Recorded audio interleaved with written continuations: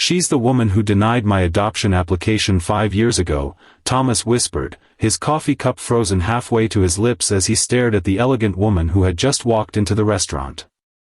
The world seemed to collapse around Thomas Reed, 34, as he recognized Victoria Zhao, the adoption agency CEO whose signature had crushed his dreams of fatherhood half a decade ago. Now she stood before him as his blind date, completely unaware of their shared history. His palms grew sweaty around his mug as memories flooded back, the heartbreaking letter explaining why a single man with an unstable job wasn't fit to be a father, the nights he spent crying alone, and most painfully, the photo of little Lily who would never become his daughter. If Victoria recognized him, this unexpected evening would transform from awkward to catastrophic, potentially reopening wounds he'd spent years trying to heal. "Thomas?" she asked, extending her hand with a warm smile that didn't match the cold formality of her rejection letter. "I'm Victoria. Your sister has told me so much about you." Her voice was softer than he'd imagined during those nights he'd lain awake, wondering about the faceless executive who had deemed him unworthy of parenthood. As she sat down across from him, Thomas noticed the small crescent-shaped scar above her right eyebrow. A humanizing detail absent from the professional headshot on the agency's website he'd memorized during his appeal process. "Yes, that's me," he managed, shaking her hand while his mind raced. Should he reveal their connection immediately or pretend this was truly their first meeting? Before he could decide, his phone buzzed with a text from Mrs. Grayson, his elderly neighbor who was watching Noah tonight. "Everything okay with your son?" Victoria asked, noticing his distraction. Thomas froze, his finger hovering over the screen. She didn't know. How could she not know he had a son now? The mystery of how he'd become a father despite her rejection hung between them, unspoken but suddenly all-consuming. The waiter arrived, breaking the tension as they ordered drinks. Thomas chose water, needing clarity for whatever this evening would become. As Victoria chatted about her work in child services, carefully avoiding specifics, Thomas studied her. The confident CEO seemed genuinely interested in him, laughing at his nervous jokes and leaning forward when he spoke about his job as a high school art teacher, the stable career he'd found after years of freelance work. When she excused herself to take a call, Thomas quickly checked Mrs. Grayson's message, "Noah asking when Daddy coming home. Says important news." His heart squeezed thinking of his 7-year-old son, who had come into his life through a miracle of timing and tragedy when Noah's mother, Thomas's cousin, had named him guardian in her will after a sudden accident. When Victoria returned, her expression had changed. "I'm sorry, Thomas, but I need to ask you something," she said, her voice now carrying the professional tone he remembered from their brief interaction years ago. "Your last name is Reed, correct? And you applied to adopt through Sunlight Agency in 2020? The restaurant seemed to grow quieter as Thomas realized, she remembered him too. "Yes," he admitted, meeting her eyes directly for the first time. "I didn't think you'd recognize me." Victoria's composed facade cracked slightly. "I never forget a face, especially not one that." She paused, choosing her words carefully, "that stayed with me. I've often wondered what happened to you after your appeal was denied."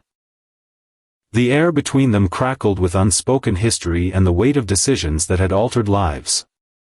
Thomas took a deep breath, knowing his response would determine whether this unexpected reunion would end in renewed pain or something entirely unexpected. "I became a father anyway," he said quietly, pulling out his phone to show her a photo of Noah, grinning with his front tooth missing. "My cousin named me guardian of her son when she passed away unexpectedly. The same week you denied my final appeal, actually." He watched Victoria's face carefully as she studied the photo, her professional mask slipping to reveal something that looked remarkably like regret. "He looks happy," she whispered, her finger hovering over the screen without touching it. "And you? Did you find the stability the committee was concerned about?" Thomas nodded, surprised by the genuine interest in her voice. "Teaching art to teenagers isn't exactly peaceful, but it's steady. We have a small house near the school. Noah has friends on the block. It's not perfect, but it's ours. He hesitated before adding, I still think about her sometimes. Lily. The little girl I didn't get to adopt. Victoria's eyes widened, a flash of pain crossing her features. You remembered her name. She set down her glass with a shaking hand. Thomas, there's something you should know about Lily. The waiter appeared with their food, interrupting what seemed like a crucial revelation. As they began eating, the conversation shifted to safer topics, but Thomas couldn't shake the feeling that Victoria was holding back something significant about the child who might have been his daughter. Dinner progressed with a strange intimacy born from their shared history. Thomas found himself laughing at Victoria's stories about growing up with 4 brothers, while she seemed genuinely impressed by his journey from struggling artist to beloved teacher. When dessert arrived, Victoria finally returned to the subject that hung between them. The adoption committee doesn't always get it right, she admitted, tracing patterns in the condensation on her water glass. Systems have flaws. People have biases. Sometimes I wonder about the families we might have prevented out of caution. Are you apologizing? Thomas asked, surprised by her candor. I'm acknowledging that life is complicated, she replied, meeting his gaze. And that seeing you tonight, hearing about Noah, makes me question decisions I was once certain about. The vulnerability in her expression made Thomas's heart race in a way that had nothing to do with old resentments. As they walked out of the restaurant together, their hands brushed accidentally, sending an unexpected current between them. Would you like to meet him? Thomas asked suddenly as they stood under the restaurant awning. Noah, I mean. He's having an art show at school next week. Nothing fancy, just second-grade masterpieces, but he's proud of his work. The invitation surprised them both, hanging in the air between them like a bridge neither had expected to build. Victoria's smile was genuine but hesitant. I'd like that, but Thomas, there's something important you need to know first. She took a deep breath, her professional composure completely gone now. Lily, the little girl you wanted to adopt, she never found a permanent home. She's been in the system all this time, and next month she ages out of our primary placement programs. She's 12 now, and her options are narrowing. The revelation hit Thomas like a physical blow, memories of the smiling 7-year-old from the profile flooding back. Why are you telling me this? He whispered, though part of him already knew.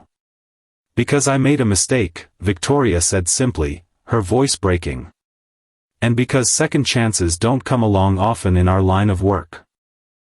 She reached into her purse and pulled out a business card, writing something on the back before handing it to him. This is my personal number. If you want to discuss this further, no promises, no guarantees, call me tomorrow. Their fingers touched as he took the card, and neither pulled away immediately. For what it's worth, she added softly, seeing the father you've become to Noah makes me believe I was wrong about you 5 years ago. Thomas stood frozen on the sidewalk long after Victoria's taxi had disappeared into the night traffic. The business card felt impossibly heavy in his hand, weighted with potential and fear and a future he'd long ago forced himself to stop imagining. When he finally arrived home, he found Noah asleep on the couch, surrounded by drawings. Mrs. Grayson explained in a whisper that the boy had been working on family portraits for his art show. Thomas carefully gathered the papers, his heart catching when he saw what his son had created, pictures showing not just the two of them, but also a girl and a woman whose faces were blank but whose hands were connected to theirs. Daddy, did you have a good date? Noah asked sleepily as Thomas carried him to bed. Did you meet someone nice? Thomas tucked the blanket around his son, thinking of Victoria's parting words and the card burning a hole in his pocket. I think I did, buddy. Someone who might help our family grow in ways we never expected. As Noah drifted back to sleep, Thomas sat beside him, contemplating a phone call that could change everything, again. Tomorrow, he would have to decide whether to risk reopening old wounds for the chance at healing them completely. The next morning, Thomas stared at Victoria's card for nearly an hour before finally dialing her number. His finger hovered over the call button as Noah ate breakfast, chattering about his upcoming art show. What if this was a mistake? What if Victoria had only mentioned Lily out of guilt, not because she genuinely believed Thomas could provide a home for her now? What if reopening this door only led to another devastating rejection? "Dad, are you listening?" Noah asked, waving a spoon in front of Thomas's face. "I said I want to paint something special for the art show. Something about our family." Thomas looked at his son, this unexpected gift who had healed his broken heart, and pressed call. Victoria answered on the second ring, her voice professional but with an undercurrent of anticipation. "Thomas. I wasn't sure you'd call." "I wasn't sure either," he admitted, stepping into the hallway for privacy. "But I haven't stopped thinking about what you told me. About Lily." There was a pause before Victoria spoke again, her voice softer now. "I pulled her file this morning. She's been in 4 different foster homes since you applied to adopt her. The last one wasn't ideal. She's currently in a group home while we search for another placement." The clinical description couldn't hide the emotion in Victoria's voice. "She's struggled, Thomas. But her teachers say she's remarkably resilient. And talented. She loves art, actually." Thomas closed his eyes, imagining the 7-year-old from the photo 5 years older now, still waiting for a family. "What are you suggesting, Victoria? That I apply again? Would that even be possible after being rejected?" "It's complicated," she admitted. "There would be new evaluations, home studies. The committee would need to see your stability with Noah, your financial situation. And I would need to recuse myself from the decision-making process given our personal connection." She hesitated before adding, "But I would advocate for you, Thomas. Officially and unofficially. If that's what you want." "And what about you?" Thomas asked, the question surprising them both. "Where do you fit into this picture?" The silence that followed felt weighted with possibility. "I don't know," Victoria finally answered. "I've crossed a professional line already. But I can't deny that meeting you again, seeing the father you've become. It's made me question more than just that one decision 5 years ago." Before Thomas could respond, Noah appeared in the hallway, his face smeared with jam. "Dad, who are you talking to? Is it your girlfriend from last night?" Thomas felt his face flush as Victoria's laugh came through the phone. "I should let you go," she said, amusement warming her voice. "But Thomas? The art show. I'd still like to come, if that's okay." "It's more than okay," he replied, watching Noah skip back to the kitchen. "And Victoria? Thank you. For telling me about Lily. For giving me a second chance." "Don't thank me yet," she cautioned. "This road won't be easy."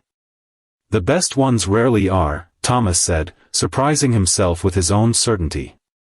The week that followed was a whirlwind of preparation, both for Noah's art show and for the possibility of reopening the adoption process. Thomas found himself cleaning the house obsessively, updating his financial records, and having long conversations with Noah about what it might mean to have a sister. To his surprise, Noah was enthusiastically supportive. "I always wanted a big sister," he declared while helping Thomas hang his artwork in the school gymnasium. "Do you think she'll like my paintings?" "I think she'll love them," Thomas replied, though his stomach twisted with anxiety. He was getting ahead of himself, imagining Lily in their lives before he'd even begun the application process again. Before he'd even met her. What if she resented him for failing to adopt her 5 years ago? What if she wanted nothing to do with him now? The night of the art show arrived with a mixture of excitement and dread. Thomas helped Noah into his fancy clothes, a button-down shirt and the clip-on tie he insisted on wearing, while watching the clock anxiously. Victoria had texted that she would meet them at the school, and Thomas found himself checking his appearance in the mirror more times than he cared to admit. You look handsome, Dad, Noah said, patting Thomas's arm reassuringly. Your girlfriend will think so too. She's not Thomas began, then stopped himself. What exactly was Victoria to him? A former adversary? A potential ally? Something more? The question lingered as they drove to the school, Noah bouncing with excitement in the back seat. The gymnasium was crowded with proud parents and nervous second graders when they arrived. Thomas helped Noah find his display, 3 paintings showing their small family in various settings, before scanning the room for Victoria. He spotted her near the entrance, looking slightly out of place in her elegant coat among the casual parents. But what made his heart stop was the young girl standing beside her, thin and solemn-faced with dark hair pulled back in a neat braid. Is that her? Noah whispered, following Thomas's gaze. Is that my sister? Thomas couldn't speak, couldn't move as Victoria caught his eye across the room. She hadn't mentioned bringing Lily. Hadn't prepared him for this moment. The girl looked nothing like her 7-year-old photo, yet somehow exactly as Thomas had imagined she would grow. Victoria bent down to say something to her, then they began making their way through the crowd toward Thomas and Noah. Thomas, Victoria said when they reached them, her voice carefully controlled. This is Lily. Lily, this is Mr. Reed and his son Noah. Lily looked up at Thomas with wary eyes that had clearly seen too much disappointment. You're the one who wanted to adopt me before, she said, not a question but a statement. Thomas knelt down to her level, his heart pounding. Yes. I'm sorry it didn't work out then. Lily shrugged with a casualness that couldn't hide her hurt. It's okay. Nobody does. I wanted to, Thomas said softly. More than anything. Noah stepped forward then, breaking the tension with his natural enthusiasm. Do you want to see my paintings? I did one of a family with 4 people. That could be us, maybe. Lily looked skeptical but allowed Noah to lead her toward his display. As the children moved away, Victoria turned to Thomas, her professional mask completely gone. I'm sorry I didn't warn you. It was a last-minute decision. Her current placement is challenging. I thought meeting you might help her understand that there are still possibilities. You should have prepared me, Thomas said, watching the children interact. Prepared her. I know, Victoria admitted. But sometimes the system moves slowly, and sometimes it moves too quickly. Her current group home called this morning about behavioral issues. I made a judgment call. She hesitated before adding, as a professional and as, whatever I am to you now. Thomas wanted to be angry, but watching Noah enthusiastically explain his artwork to Lily, who was beginning to show signs of interest despite herself, he couldn't summon the emotion. What happens now? He asked instead. That depends, Victoria said, her eyes on the children. On bureaucracy, on evaluations. On you. She turned to face him directly. And on us, Thomas. Because I can't be involved in your case if we're involved personally. The implication hung between them, heavy with consequence. So I have to choose. Thomas asked, his voice low. Between pursuing Lily's adoption and exploring whatever this is between us? Victoria's professional composure cracked completely then, revealing the woman beneath the CEO. I don't know. This is uncharted territory for me too. All I know is that seeing you with Noah, seeing how you've looked at Lily tonight, it makes me question every reason we rejected you 5 years ago. And it makes me question the rules that say I can't be part of helping you now because I care about you personally.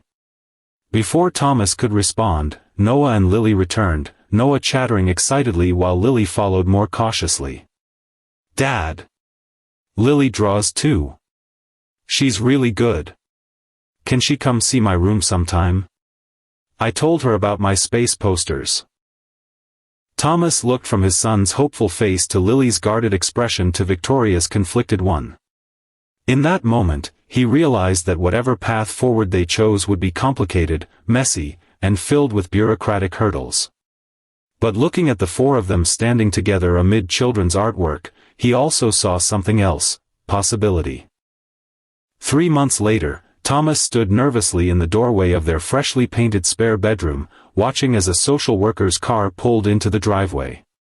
Beside him, Noah bounced with excitement, clutching the welcome sign he'd made. And behind them both, her hand steady on Thomas's shoulder, stood Victoria, no longer in her role as CEO but as his partner in navigating the complex process that had brought them to this moment. She had made the difficult decision to step down from her position at Sunlight Agency, allowing Thomas's adoption application to proceed without conflict of interest while they explored their growing relationship. The journey hadn't been easy. Victoria's resignation had raised eyebrows and sparked gossip throughout the tight-knit adoption community. Thomas had endured rigorous new evaluations, home studies, and questioning that sometimes felt designed to make him fail. Lily had cycled through periods of hope and withdrawal, afraid to believe that this time might be different. And Noah had asked increasingly complex questions about what made a family, questions that forced Thomas and Victoria to examine their own evolving connection. What if she doesn't like it here? Noah whispered now, his earlier confidence wavering as the car door opened. What if she changed her mind? Then we'll give her time, Thomas replied, squeezing his son's shoulder. Remember what we talked about? Families grow at their own pace. Victoria's hand tightened on Thomas's shoulder as Lily stepped out of the car, clutching a small backpack to her chest. The 12-year-old looked different from the guarded girl at the art show, her hair now styled in a short bob that she'd chosen herself, wearing the galaxy print shirt Noah had helped pick out during their supervised shopping trip last month. But her eyes still held that wariness, that fear of disappointment that broke Thomas's heart. Ready? Victoria whispered, echoing the question she'd asked the night of their first date. For 5 years, Thomas replied, taking the first step forward. Lily spotted them and froze, her body tensing visibly even from a distance. The social worker, Ms. Daniels, murmured something encouraging, but Lily remained rooted to the spot. It was Noah who broke the standoff, darting forward with his colorful sign flapping in the breeze. Lily. We got your room all ready. Dad let me help paint it, and Victoria found this really cool lamp that projects stars on the ceiling, and I put some of my books on your shelf but you don't have to read them if you don't want to, Anne. Noah, Thomas called gently, remember to breathe. A miracle happened then, Lily smiled. Just a small one, directed at Noah's enthusiasm rather than at the adults, but it was enough to loosen the knot in Thomas's chest. He and Victoria approached more slowly, giving the children space as Noah continued his excited monologue about all the things he wanted to show his new sister. The transition plan allows for a 2-hour visit today, Ms. Daniels reminded them as they reached the car. Then 3 overnight visits before the final placement decision. Victoria nodded professionally, though Thomas knew she found it strange to be on this side of the process after years of being the one setting such rules. We understand. We've prepared Lily's room and discussed expectations with Noah. Ms. Daniels smiled, her eyes moving between the 4 of them with cautious approval. It's an unusual situation, she acknowledged, but sometimes unusual situations create the strongest families. She turned to Lily, who had inched closer to Noah while still maintaining a safe distance from the adults. Remember what we discussed, Lily. This is your time to get to know your potential new home. Your feelings matter in this process. Lily nodded solemnly, her fingers tightening around her backpack straps. Can I see my room? She asked quietly, addressing the question to no one in particular. Of course, Thomas replied, fighting the urge to reach for her hand. Noah's been dying to show you. The tour of the house was led enthusiastically by Noah, who pointed out important landmarks like the kitchen drawer that stuck, the best spot on the couch for Saturday morning cartoons, and the bathroom sink that sometimes made funny noises. Thomas and Victoria followed at a respectful distance, exchanging glances that contained equal parts hope and anxiety. When they reached Lily's room, painted a soft teal at her request, the girls stepped inside cautiously, as if expecting a trick. "The bookshelf is empty mostly," Noah explained, "because Dad said you should fill it with things you like. But I put my favorite space book there because you said you liked stars that day at my art show. Remember?" Lily nodded, running her fingers along the edge of the desk by the window. "You remembered that?" "Course I did. You're my sister," Noah said with the simple certainty of a 7-year-old. Lily's eyes darted to Thomas and Victoria, who stood in the doorway. "Not yet," she corrected quietly. "Not officially." "But you will be," Noah insisted. "Right, Dad?" Thomas felt Victoria's hand slip into his as they faced the moment of truth. "That's what we're hoping for," he said carefully. "If that's what Lily wants too." Lily set her backpack down on the bed, the first time she'd released it since arriving, and Thomas recognized the gesture for the tiny act of trust it represented.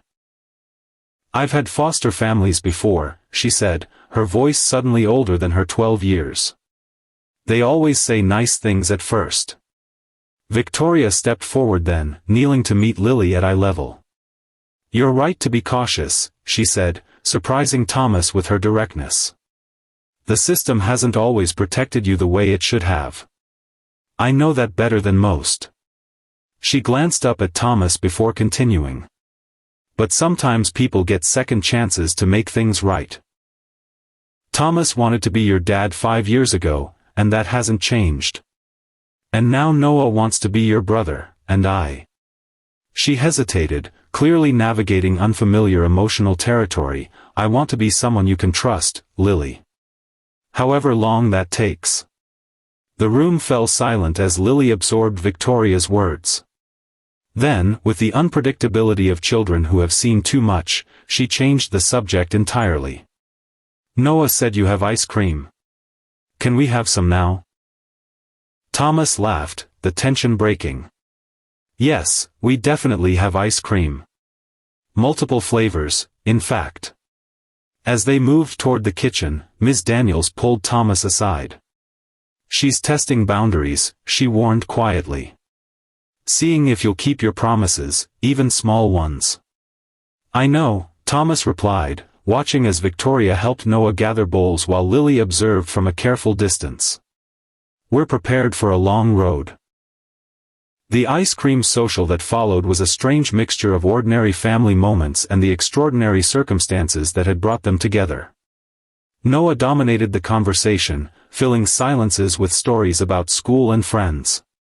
Lily ate methodically, her eyes constantly moving between the adults as if assessing potential threats. Victoria maintained a calm presence, neither pushing for connection nor withdrawing from it. And Thomas found himself storing away tiny details. The way Lily tucked her hair behind her ear just like in her old photo, how she secretly smiled at Noah's jokes when she thought no one was looking. When Ms. Daniels announced it was time to leave, Lily's face closed off again, the brief glimpses of openness vanishing behind her protective walls. "You can bring more of your things next time," Thomas said as they walked to the door. "For your overnight visit." Lily nodded without making eye contact. "If there is a next time." "There will be," Noah insisted, grabbing her hand impulsively. To everyone's surprise, Lily didn't pull away. "See you Friday?" Thomas asked, trying to keep his voice casual despite the fear that this might be the last time they saw her.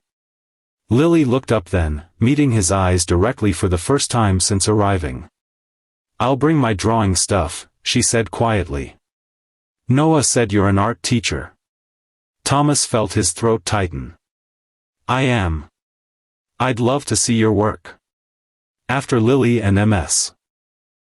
Daniels departed, the house felt strangely empty despite having the same number of occupants as before. Noah immediately began planning activities for Lily's overnight visit, while Victoria moved through the kitchen cleaning up ice cream bowls with mechanical precision. "Hey," Thomas said softly, catching her hand as she passed. You okay? Victoria paused, her professional composure cracking to reveal the vulnerability beneath. I spent years on the other side of this process, she whispered. Making decisions about families like ours based on paperwork and policies. I never understood how it felt to have your heart walking around outside your body, waiting for someone else to decide if you're worthy. Thomas pulled her into his arms, feeling the tension in her shoulders. You're not the same person who rejected my application 5 years ago, he reminded her. And I'm not the same man who applied. But what if, Victoria began. No what ifs tonight, Thomas interrupted gently. Tonight we celebrate that Lily ate ice cream in our kitchen and Noah called her his sister and you. He tilted her chin up to meet his gaze. You were amazing. Victoria's smile was tentative but real. We all were. Even Lily, in her own careful way. Later that night, after Noah was asleep, Thomas found Victoria standing in the doorway of Lily's room, staring at the empty bed with an unreadable expression. Second thoughts, he asked quietly, wrapping his arms around her from behind. She leaned back against him, shaking her head. Second chances, she corrected. For all of us. 6 months later, Thomas stood in the courthouse hallway adjusting Noah's tie while Victoria straightened Lily's headband. The girl, now officially their daughter as of 20 minutes ago, tolerated the fussing with an eye roll that couldn't hide her smile. Are we done with the boring part now? She asked, though she hadn't let go of the adoption certificate since the judge had handed it to her. Almost, Thomas promised. Just a few more signatures and then we can go celebrate. With ice cream? Noah asked hopefully. With whatever Lily wants, Victoria replied, smoothing an imaginary wrinkle from the girl's dress. It's her day. Lily considered this responsibility seriously. Ice cream, she decided, and then the science museum. She hesitated before adding, and maybe we could take a family picture? For my room? Thomas felt his heart expand as he looked at the 3 people who had become his family through the most unexpected of circumstances. I think that sounds perfect, he said, his voice thick with emotion. If this story of unexpected second chances touched your heart, remember that life's most beautiful moments often come when we least expect them. Sometimes the person who once closed a door becomes the very one who helps you open a new one. Share this with someone who needs a reminder that closed doors sometimes reopen at exactly the right time, and follow for more stories that celebrate the surprising ways love finds us all.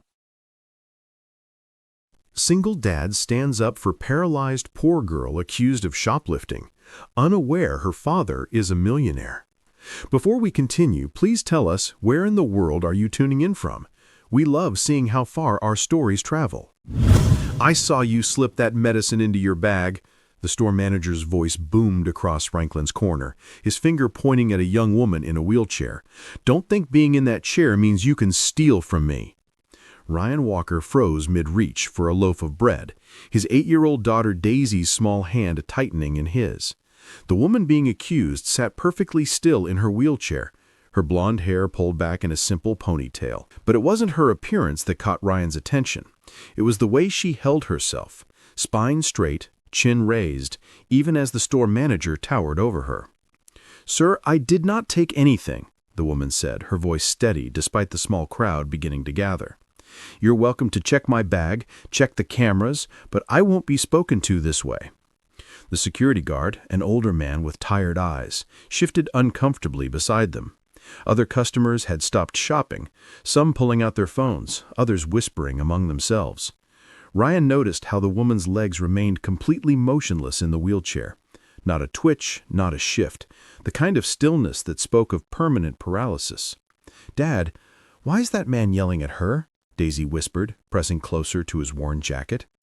Before Ryan could answer, Mr. Franklin grabbed the woman's bag, dumping its contents onto the counter with unnecessary force.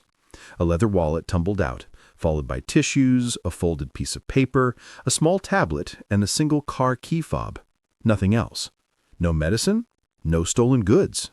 "Maybe you hid it somewhere else," Franklin sneered, reaching toward the wheelchair side pocket. That's when Ryan moved. That's enough! His voice cut through the store like a blade. He positioned himself between Franklin and the woman, his calloused hands visible as he crossed his arms. You've checked her bag. There's nothing there. Franklin's face reddened further. This isn't your business, Walker. Take your kid and finish your shopping. It became my business when you started harassing a customer without proof, Ryan replied. He could feel Daisy hiding behind his leg now, but he didn't move. Something about this moment felt important, like the kind of moment that defines who you are when no one's keeping score. The woman looked up at him, hazel eyes, holding a mixture of surprise and something else. Relief, maybe, that someone had finally seen her as more than just the chair. Are you okay, miss? Ryan asked, turning slightly toward her while keeping Franklin in his peripheral vision. I'm Hannah, she said, gathering her scattered belongings with deliberate calm, though Ryan could see her hands trembling slightly. I'm fine, thank you, but I can handle this. Can you? Franklin spat. Tony, call the police. I want her arrested for shoplifting. The security guard, Tony, scratched his gray beard nervously. Mr. Franklin, the cameras would show if she took something. Want me to check the footage first? Don't bother! But she's not welcome here anymore. Franklin's eyes narrowed at Hannah. Her kind! Ryan's jaw tightened. The words hung in the air like a challenge. Franklin stammered. I mean, troublemakers. People who what? Use wheelchairs? Ryan's voice had dropped to a dangerous quiet. Behind him, he heard Daisy zip her bag closed, the sound somehow louder than it should have been. Dad, Daisy tugged at his jacket, can we help her? Sometimes children see the world more clearly than adults ever could. Ryan looked down at his daughter, her eyes so much like her mother's had been, full of that same fierce sense of right and wrong that had made him fall in love all those years ago. 3 years since they'd lost her, and here was Daisy, carrying that same light forward. Yeah, sweetheart, we can help.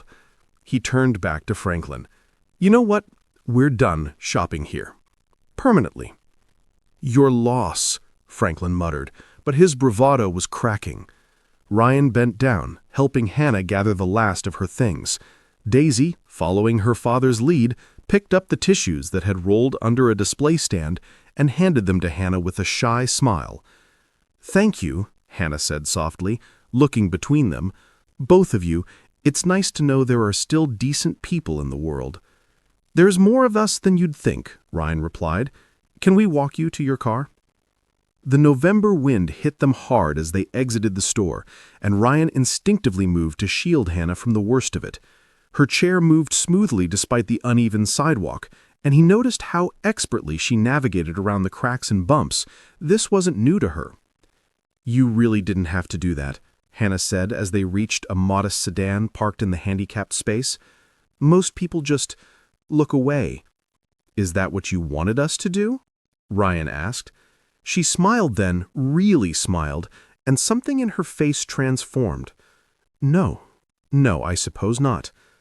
Ryan watched as she transferred herself from the wheelchair to the driver's seat with practiced movements, no hesitation, no need for help. Her upper body was strong, compensating for what her legs could no longer do. The car had hand controls, he noticed, specially modified but otherwise unremarkable.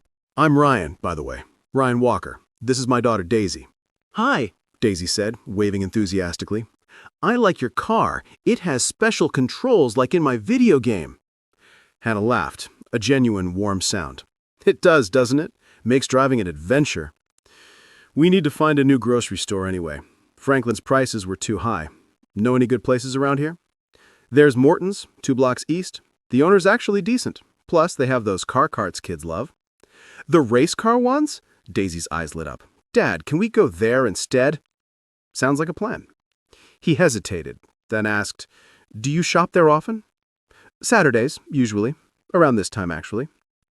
Their eyes met, and an understanding passed between them. Not a promise, not quite, but a possibility. Maybe we'll see you there sometime, Ryan said. Maybe you will. As they watched Hannah drive away, Daisy looked up at her father. Dad, why was that man so mean to her? Ryan knelt down to his daughter's level, the same way he had 100 times before, when he'd had to explain why Mommy wasn't coming home from the hospital. when he'd had to tell her they couldn't afford the dance classes all her friends were taking, when the world seemed too big and too harsh for an 8-year-old to understand. Sometimes, sweetheart, people see differences and get scared, or angry, or both. But she wasn't different. She was just sitting in a chair with wheels instead of standing. Exactly. He kissed her forehead. You've got your mom's heart, you know that? The thing about grief is that it doesn't announce itself. It shows up in grocery stores and morning coffee, and the way November wind sounds exactly like it did 3 years ago, when Ryan had stood outside the hospital, unable to process what the doctor had just told him. Complications during routine surgery. 1 in 10,000 chance. Nothing anyone could have done. But grief also teaches you things. It teaches you that life is shorter than you think, that kindness matters more than being right, that standing up for someone else can sometimes help you remember how to stand up for yourself. Over the next few weeks, Saturdays at Morton's became a new routine. And yes, Hannah was there, always around the same time, always alone, always with that same quiet dignity that had first caught Ryan's attention. They started with nods of recognition, then small talk by the produce section, then longer conversations while Daisy raced around in the car cart making engine noises that echoed through the aisles. "You're a teacher?" Ryan asked one Saturday, 3 weeks after the Franklin incident. "Was," Hannah corrected, selecting apples with careful precision. "Literature, high school. But that was before." She didn't elaborate on before, and Ryan didn't push. He understood about befores and afters. His own life was divided that way too. "Daisy's struggling with reading," he admitted. "Her teacher says she's falling behind. I try to help, but after double shifts at the distribution center, I'm not much good at anything except making sure she's fed and safe." "I could help," Hannah offered, then quickly added, "If you'd like. I still remember all the tricks from making books come alive for kids." "I couldn't pay much. I wasn't asking for payment." Hannah's voice was firm. "Consider it a thank you for standing up for me that day." "You don't owe me anything for that." "No," she agreed, "but maybe I want to help anyway. Novel concept, right? People doing things just because they want to?" That's how Hannah Brewster entered their lives properly. Tuesday and Thursday afternoons at the small apartment Ryan and Daisy called home. The place wasn't much. 2 bedrooms, 1 bathroom, kitchen that doubled as a dining room, living room barely big enough for a secondhand couch, and the TV that only got 3 channels clearly. But Hannah never seemed to notice or care about the water stains on the ceiling or the radiator that clanged like a ghost in chains. She'd arrive in her chair, books in her lap, and transform their tiny living room into whole worlds. She taught Daisy that letters were just symbols waiting to become stories, that words were magic spells that could take you anywhere. "Your mom would have loved her," Ryan said one evening, after Hannah had left and Daisy was asleep, clutching the book Hannah had given her. Something about a brave princess who used wheels instead of legs and saved her kingdom anyway.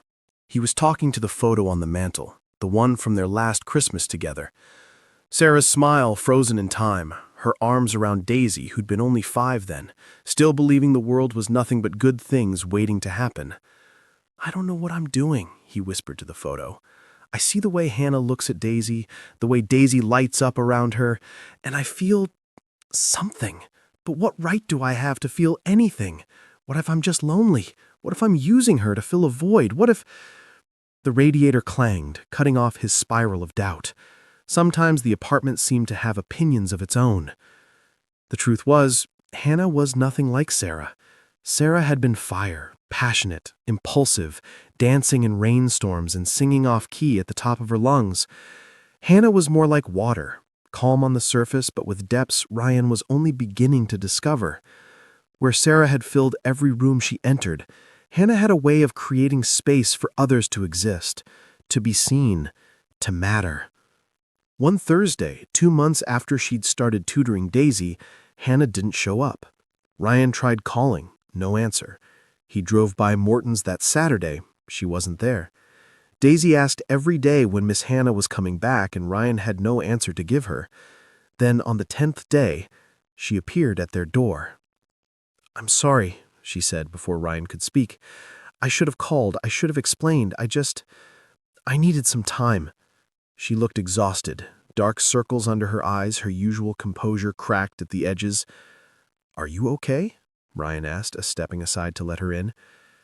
"My father found me," she said simply. "I've been avoiding him for 8 months, and he finally tracked me down." Did he hurt you?"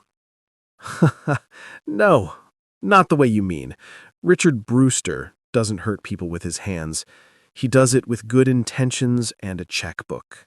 She wheeled herself into the living room where Daisy was supposedly doing homework but had actually been watching out the window for the past hour. "Miss Hannah!" Daisy launched herself at the woman, throwing her arms around her neck. "I thought you forgot about us." "Never," Hannah said, holding the girl tight. "I could never forget about you, either of you." That evening, after Daisy had finally been convinced to go to bed, Hannah told Ryan the truth. Not all of it. That would come later, but enough. "After my accident," she began, then stopped. 5 years ago, I was in an accident. Horseback riding. I was teaching therapeutic riding to kids with disabilities, and there was this sudden thunderstorm. The horse spooked. There was a little boy in danger, and I made a choice. He walked away without a scratch. I didn't walk away at all." Ryan said nothing, just listened. "My father changed after that. He'd always been protective, but this was different. He hired nurses I didn't need, canceled plans I'd made, spoke for me in conversations like I'd lost my voice along with my legs. He meant well. He was terrified. But I was suffocating. So you left. 8 months ago. Packed what I could, found this place, started over. I wanted to prove, to him, to myself, that being paralyzed didn't mean I needed someone making all my choices for me. And now he's found you. Now he's found me." Hannah's hands twisted in her lap. "He wants me to come home. Says I've made my point, had my little rebellion. He doesn't understand that this isn't rebellion. This is my life." Ryan moved closer, careful not to crowd her. "What do you want?" "I want—" Hannah stopped, seeming surprised by the question. "No one's asked me that in a long time. I'm asking now." "I want to keep teaching Daisy. I want to keep meeting you at Morton's. I want to build something real. Something that's mine. Something that has nothing to do with—" She stopped again. "With what?" Hannah looked at him for a long moment, seeming to weigh something in her mind. "There's something else you should know about my father. About why he's so insistent. Why he thinks he can just arrange my life for me." Ryan waited.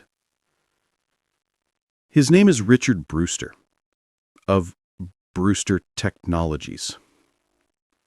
The name hung in the air between them. Brewster Technologies, the medical equipment empire, the Fortune 500 company, the billionaire founder who'd revolutionized adaptive technology for people with disabilities. That Richard Brewster. "Your father is worth more money than either of us could spend in 10 lifetimes. Yes." Ryan sat back, processing. Suddenly, certain things made sense. The quality of Hannah's clothes despite their simplicity. The way she never worried about gas prices. The car that was modest but never broke down. She wasn't poor.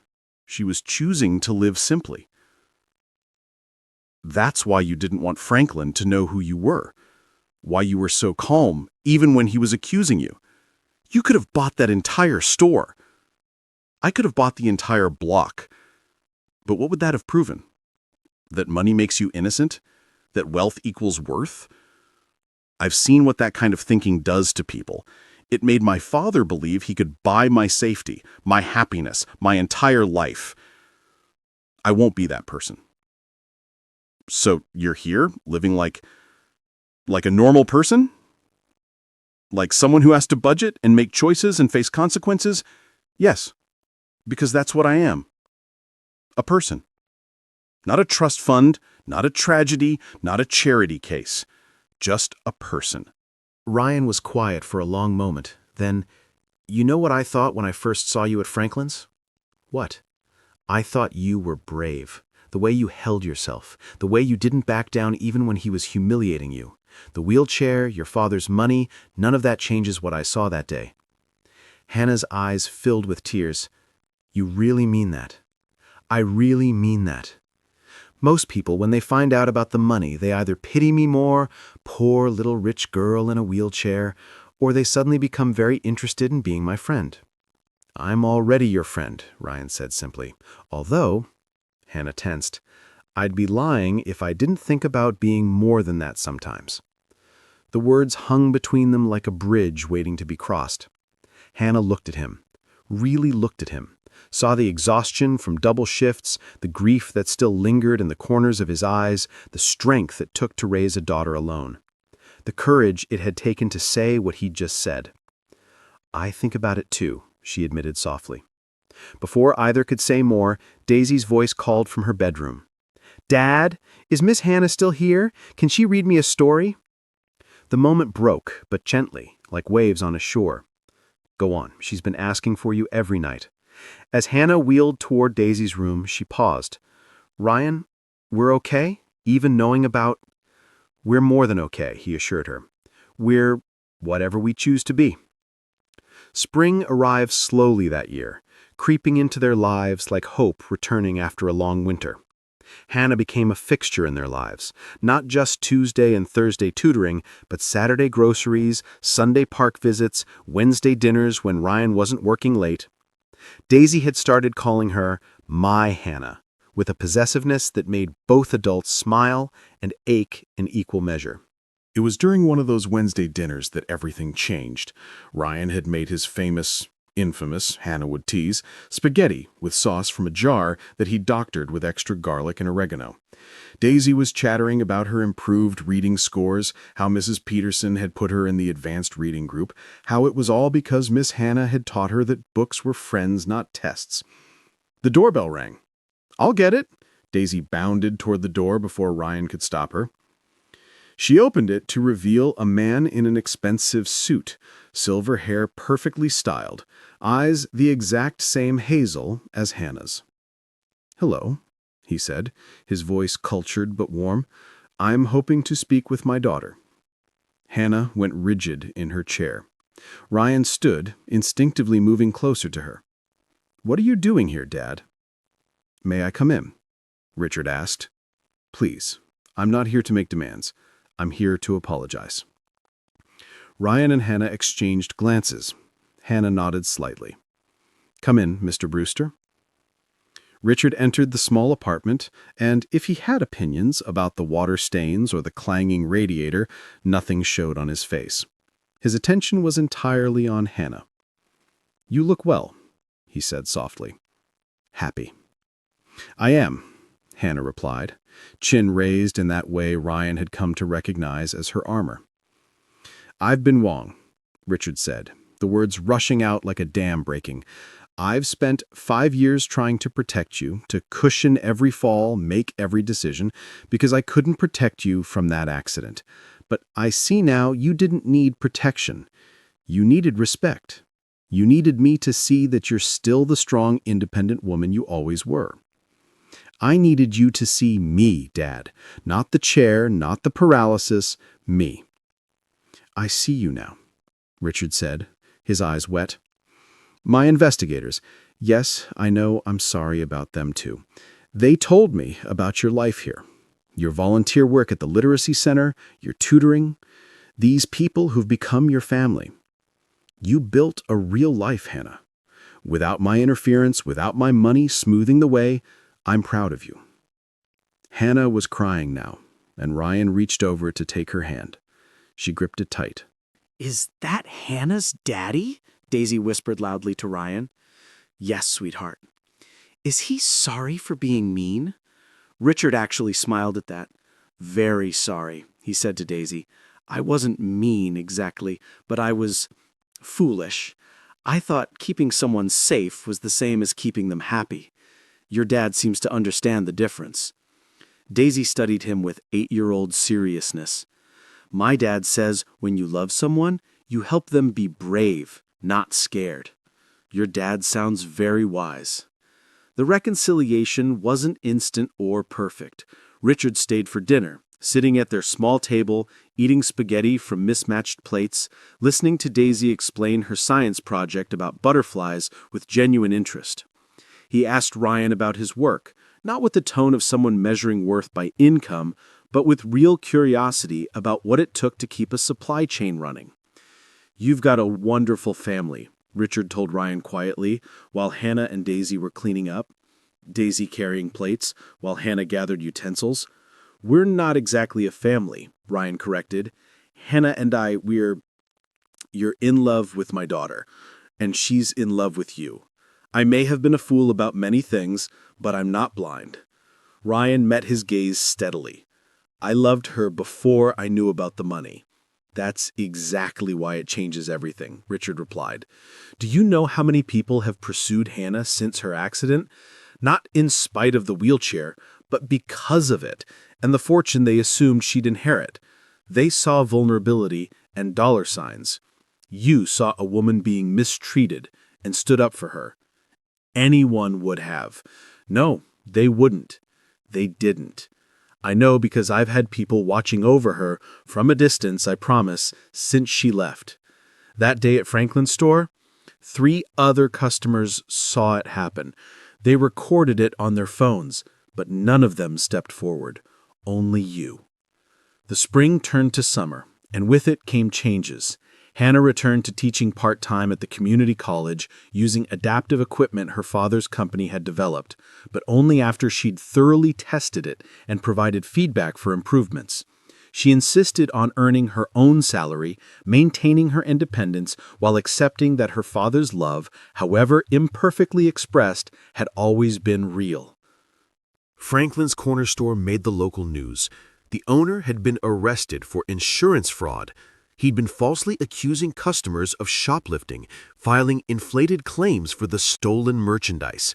Several victims had come forward after security footage revealed his scheme.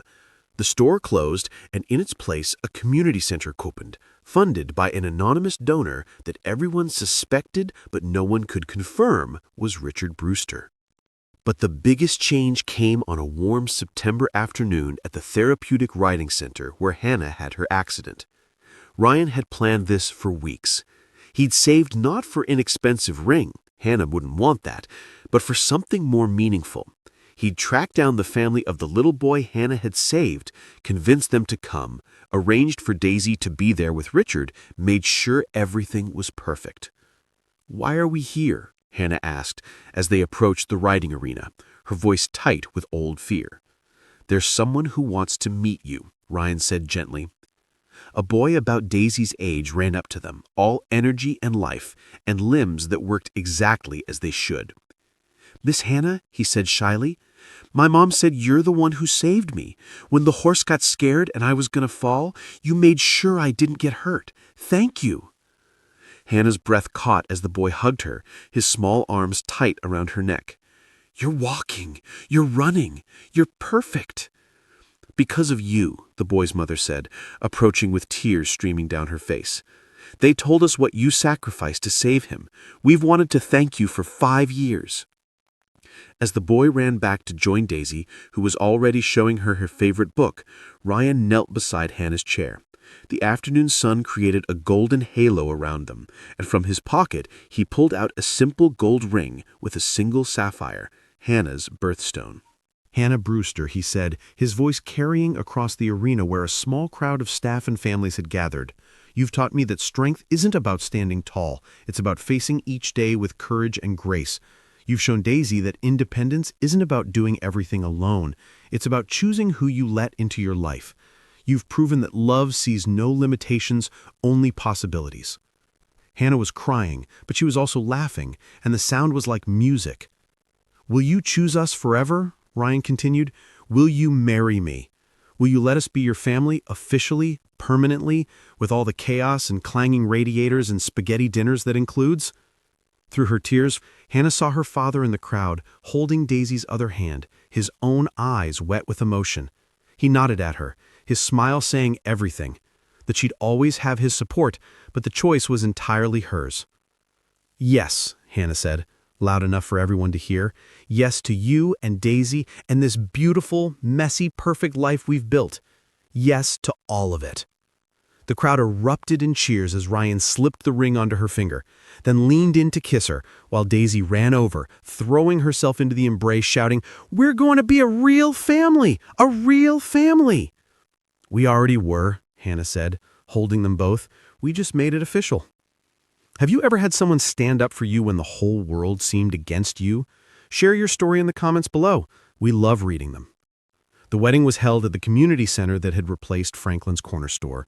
Hannah had quietly arranged for it to house literacy programs, support groups for people with disabilities, and after-school tutoring that Daisy enthusiastically helped with, reading to younger kids with the same passion Hannah had taught her. The space was transformed with simple decorations, wildflowers from the park where they'd had their first real conversation, paper butterflies Daisy's class had made, photos of their journey together that Richard had been secretly taking during his visits. Hannah didn't hide her chair for the ceremony. She'd had a dress specially made, elegant but practical, flowing in all the right ways, allowing her to move freely. She wheeled herself down the aisle with Daisy as her flower girl, though most of the petals ended up scattered before they even started walking, victim to Daisy's enthusiasm. Ryan stood at the altar in his one good suit, the one he'd worn to job interviews and Sarah's funeral, and now to his wedding, because life has a way of recycling our important moments. His eyes never left Hannah as she approached, seeing not the chair, not the wealth, not the complications, but the woman who'd changed his life simply by being exactly who she was. In his vows, Ryan said, "A year ago, I thought I was just standing up for a stranger in a store. I had no idea I was meeting the woman who would teach me that love isn't about saving someone or being saved. It's about choosing to stand beside someone, especially when the rest of the world makes assumptions about what they can or cannot do. You've shown me that grief isn't the end of love, but proof that love continues, transforms, grows into something new. Hannah, you haven't replaced what I lost. You've helped me discover what I still had to give." Hannah's vows were equally powerful. "Ryan Walker, you saw me before you knew my story, my family, or my circumstances. You saw me when I was being accused and diminished, and you stood up not because you pitied me, but because it was right. You and Daisy have given me something worth more than any fortune, a love that sees no limitations, only possibilities. You've taught me that independence doesn't mean isolation, that accepting help isn't weakness, and that sometimes the greatest strength is letting someone else be strong for you. I choose you, today and always, wheels and all." When Daisy insisted on adding her own vows, unplanned but perfectly her, she said, Mom, is it okay if I call you Mom now? You taught me that books are magic and words matter and that different isn't bad, it's just different. And Dad, you taught me to stand up for people and be brave even when you're scared. So I promise to love both of you forever and to always help carry the groceries and to read to other kids like Mom taught me. There wasn't a dry eye in the community center. Richard Brewster gave a toast that would be remembered by everyone present. "I spent years trying to protect my daughter from a world I thought would hurt her, but Ryan taught me something important. Hannah didn't need protection. She needed recognition of her strength. She needed love that empowered rather than diminished. She needed a partner who saw her wheels as simply part of how she moved through the world, not a definition of who she is. Ryan, you gave her that. More importantly, you gave me back my daughter, not as I wanted her to be, but as she truly is, strong, independent, brilliant, and stubborn as hell. Thankfully, she gets that from her mother." The laughter that followed broke the emotional tension perfectly. As their first dance began, Hannah spinning her chair while Ryan moved around her, Daisy joining them halfway through, because of course she did, the room was filled with a joy that transcended circumstances. The local news covered the wedding, focusing on the community center's transformation from a place of false accusations to one of celebration. But they missed the real story. They missed the quiet moments. Ryan adjusting Hannah's chair so she could reach the cake perfectly. Daisy wiping frosting from Daisy's face with practiced maternal grace. Richard dancing with Daisy, standing on his expensive shoes. The way the three families had become one. If you've made it this far in our story, you know that love isn't about perfect circumstances, it's about perfect choices. 6 months after the wedding, Hannah discovered something that would test everything they'd built. The doctors had said it was impossible, that paralysis from the waist down meant certain things would never happen. But sometimes the body has its own plans, its own miracles. "Ryan," she said one morning, holding a small plastic stick with trembling hands, "I'm pregnant." The journey that followed was complicated, risky, filled with specialists and concerns and adaptations. Richard insisted on the best doctors, and this time Hannah let him, because this wasn't about pride anymore. It was about the tiny life growing inside her. Ryan took fewer shifts, choosing presence over income. Daisy appointed herself big sister in training, practicing on every doll she could find. The community rallied around them, the same people who'd witnessed their beginning, now supporting their expansion. And when little Sarah Hannah Walker was born, healthy, perfect, named for the grandmother she'd never meet and the mother who'd fought to bring her into the world, the first thing she saw was her family. Not a traditional family, perhaps, a father with calloused hands and gentle heart, a mother whose legs didn't work but whose spirit soared, a sister who couldn't wait to teach her about books and butterflies, a grandfather who'd learned that love means letting go, not holding tight. "Thank you," Hannah whispered to Ryan as she held their newborn daughter, Daisy peering over her shoulder in wonder. "For what?" Ryan asked. Hannah smiled, that same smile that had transformed her face in a parking lot what felt like a lifetime ago. "Thank you for seeing me, from the very beginning. Not the chair, not the money, not the complications. Just me. Always. I'll always see you." Outside the hospital window, November wind rattled the glass. The same wind that had blown through Franklin's corner 2 years earlier, when a single father stood up for a woman in a wheelchair, never knowing he was standing up for his future, for love that transcends circumstances, for the family they'd build from courage and choice rather than conventional expectations. Sometimes the greatest fortunes aren't measured in money, but in moments. The moment you choose to stand instead of walk away. The moment you see someone for who they truly are. The moment you realize that love isn't about finding someone perfect. It's about finding someone whose imperfections fit perfectly with yours. And in a small apartment with water stains on the ceiling and a radiator that clangs like a ghost, a family of 4, soon to be 5, because miracles tend to multiply when you make room for them, lived a life worth more than all the money in the world. They'd started as strangers in a store, one standing up for another. They'd become a family that stood together, wheels and all. And that made all the difference. Thank you for watching today's story. If it touched your heart, if it reminded you that real wealth is measured in love and courage, please subscribe and share. Every week, we bring you stories of ordinary people doing extraordinary things, proving that happy endings aren't just for fairy tales. They're for anyone brave enough to stand up, speak out, and choose love. Remember, the next time you see someone being mistreated, you have a choice. You can walk away, or you can be someone's Ryan. The world needs more people who choose to stand. Until next time, this is Everbell's Stories, reminding you that every ending is just a new beginning in disguise. Sir, I know the girl in that portrait. 8 words. 8 words that would shatter a billionaire's world and rewrite the ending of 3 broken arts. A janitor, a mansion, a face frozen in time on a wall, and a woman 1,000 miles away who didn't know her own name. Some people say fate is just coincidence dressed up in fancy clothes, but when a single father who couldn't afford a plane ticket ends up standing in front of a portrait of a woman he's known for years, a woman the whole world had been searching for, you start to wonder if maybe, just maybe, the universe has a plan after all. Before we continue, please tell us, where in the world are you tuning in from? We love seeing how far our stories travel. Bryce Hartley's hands trembled as he stood frozen in the hallway of the Monroe estate, his tool bag slipping from his shoulder and hitting the marble floor with a dull thud that echoed through the empty corridor. The portrait was massive, at least 5 feet tall, professionally painted in oils that caught the afternoon light streaming through the floor-to-ceiling windows.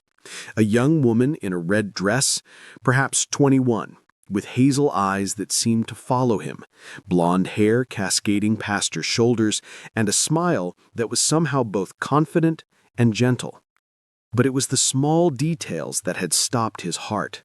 The exact way she tucked her hair behind her left ear, the tiny scar above her right eyebrow, barely visible but definitely there, the distinctive tilt of her head when she smiled, like she was sharing a secret. "Alina," he whispered, the name escaping his lips before he could stop it. But that was impossible. Completely, utterly impossible. His pulse hammered in his ears. He took a step closer to the portrait, squinting at the brass nameplate mounted below the ornate frame.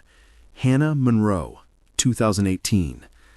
The woman in this painting was supposed to be the missing daughter of Griffin Monroe, the tech billionaire whose mansion Bryce was currently standing in. The daughter who had vanished 7 years ago without a trace, whose disappearance had made national headlines, whose father had offered $1 million reward that had never been claimed. Because the woman in this portrait, this Hannah Monroe, was currently working in the gift shop at Mercy General Hospital in Brookville, 1,000 miles from here. She'd been there for 7 years, living in the long-term care facility, with no memory of who she'd been before the accident that had nearly killed her. They called her Alina because she had no other name, no identification, no past, just a blank slate where a life used to be. And Bryce had spent countless nights talking with her, laughing with her, falling for her in the quiet, careful way you fall for someone when you're both too broken to rush into anything. "Is something wrong?" The voice came from behind him, sharp with concern. Bryce spun around so fast he nearly lost his balance. Griffin Monroe stood in the doorway of what appeared to be a study, dressed in an expensive sweater and slacks. Sir, Bryce's mouth went completely dry. "The woman in this portrait, I know her." The change in Griffin Monroe was instantaneous and terrifying. His face went from polite concern to something fierce and desperate in the space of a single heartbeat. He crossed the distance between them in 3 long strides and grabbed Bryce's arm with surprising strength. "What did you say?" Griffin's voice was barely above a whisper, but it vibrated with 7 years of grief and hope and desperation. "I know her," Bryce repeated, his own voice shaking. "She's at the hospital where I work, back in Brookville. She's been there for 7 years. Griffin's legs seemed to give out. He stumbled backward, one hand reaching for the wall to steady himself. His face had gone completely white. "Brookville? That's almost 1,000 miles from here. If you're lying to me—" "I'm not lying," Bryce said quickly. "I swear I'm not. She goes by Alina because she doesn't remember her real name. She doesn't remember anything from before 7 years ago. She was in an accident, found unconscious by the roadside. Severe head trauma. She was in a coma for almost a year. When she woke up, she had no memory, no ID. The hospital tried everything to identify her, but there were no matches." "Because I was looking in all the wrong places," Griffin said, his voice breaking. Tears were streaming down his face now. He pressed both hands against his face, his shoulders shaking. "How do you know her?" Griffin asked, looking up. "How well do you know my daughter?" Bryce felt heat creep up his neck. "I work at Mercy General. I'm a janitor there. I've been working nights for 6 years, and she works in the hospital gift shop. We became friends. She has trouble sleeping sometimes, so she wanders the halls at night, and we'd talk, for hours." Griffin was studying his face with an intensity that made Bryce want to squirm. "You care about her," Griffin said. It wasn't a question. "Yes," Bryce admitted. "I do. We both do. My daughter Noelle and I." "Tell me everything," Griffin said. And there was such raw need in his voice that Bryce couldn't have refused. "Tell me about my daughter." They moved into Griffin's study, and Bryce settled into one of the leather chairs, beginning to talk. He told Griffin about meeting Alina 5 years ago, about their late-night conversations, about how she'd been rebuilding a life from nothing. "She's been at Mercy General this whole time?" Griffin asked, his voice hollow. "For 7 years, she's been less than 1,000 miles away?" The timing matches. She was found 7 years ago this spring. April, I think. Griffin reached for a photo album on his desk and opened it to a specific page. The photo showed Hannah standing in front of a university building, laughing. She looked happy, free. This was taken 3 weeks before she disappeared, Griffin said quietly. She'd just finished her junior year. She was studying education, wanted to be a teacher. I told her she was wasting her degree, that she should get an MBA, come work for me. We fought about it constantly. "What happened the night she left?" Bryce asked gently. Griffin's face twisted with pain. "We had dinner. I'd prepared a presentation about why business school was the logical next step. She listened to the whole thing, then looked me in the eye and said, 'Dad, I love you, but I'm not going to live your life. I'm going to live mine.' I said terrible things, told her she was naive, that she didn't understand how the real world worked. She walked out." He pulled out a piece of lined notebook paper. The handwriting was feminine and neat. "Dad, I need to find my own way. I need to figure out who I am when I'm not in your shadow. This isn't about not loving you. This is about loving myself enough to choose my own path. I'll call you when I'm ready. Hannah." She left that on her bed. Took her car, some clothes, maybe $2,000. The car was found at a rest stop, about 300 miles from here. After that, nothing. "She must have been trying to get far away," Bryce said softly. "And somewhere along that route, she had an accident. Maybe she'd sold the car, she was smart, would have known I could track it, and then something happened and there was no one who knew who she was." The two men sat in silence for a moment. "She's been rebuilding from scratch, learning how to be in the world without any framework. She taught herself to read again. She takes painting classes. The hospital staff loves her. My daughter, Noelle, absolutely adores her." "You have a daughter," Griffin said. 7 years old. I'm a single dad. My wife passed away from a brain aneurysm 6 years ago." Understanding dawned in Griffin's eyes. "So you both know what it's like to lose someone." "Yeah, maybe that's part of why we connected." Griffin stood abruptly and walked to the window. "I need to see her immediately. I'll arrange a flight." "Sir," Bryce interrupted gently, "we should prepare her first. This will be overwhelming. I can call her tonight. You could fly out tomorrow." Griffin turned to face him. "Will you come with me? I'll cover everything. Flights, accommodation, whatever you need. Please, she trusts you." "My daughter is with me, sir. She's 7. Bring her, bring everyone. I don't care about the cost. You're bringing my daughter back to me." And that's when Bryce realized he hadn't explained why he was in Riverside in the first place. "I should probably explain," Bryce said, "why I'm here at all." So he told Griffin about the phone call 5 days ago, his sister Margaret, her voice cracking with grief, her husband Robert, dead at 42 from a massive heart attack. "I'm so sorry," Griffin said quietly. "Margaret is in Riverside. She needed family, so I told her we'd come, Noelle and I. We'd stay the week, help with funeral arrangements. But you couldn't afford plane tickets. Not on short notice, no. So we took the train. 18 hours, 3 transfers. Noelle kept asking why we couldn't fly like the people on TV. I told her trains were an adventure."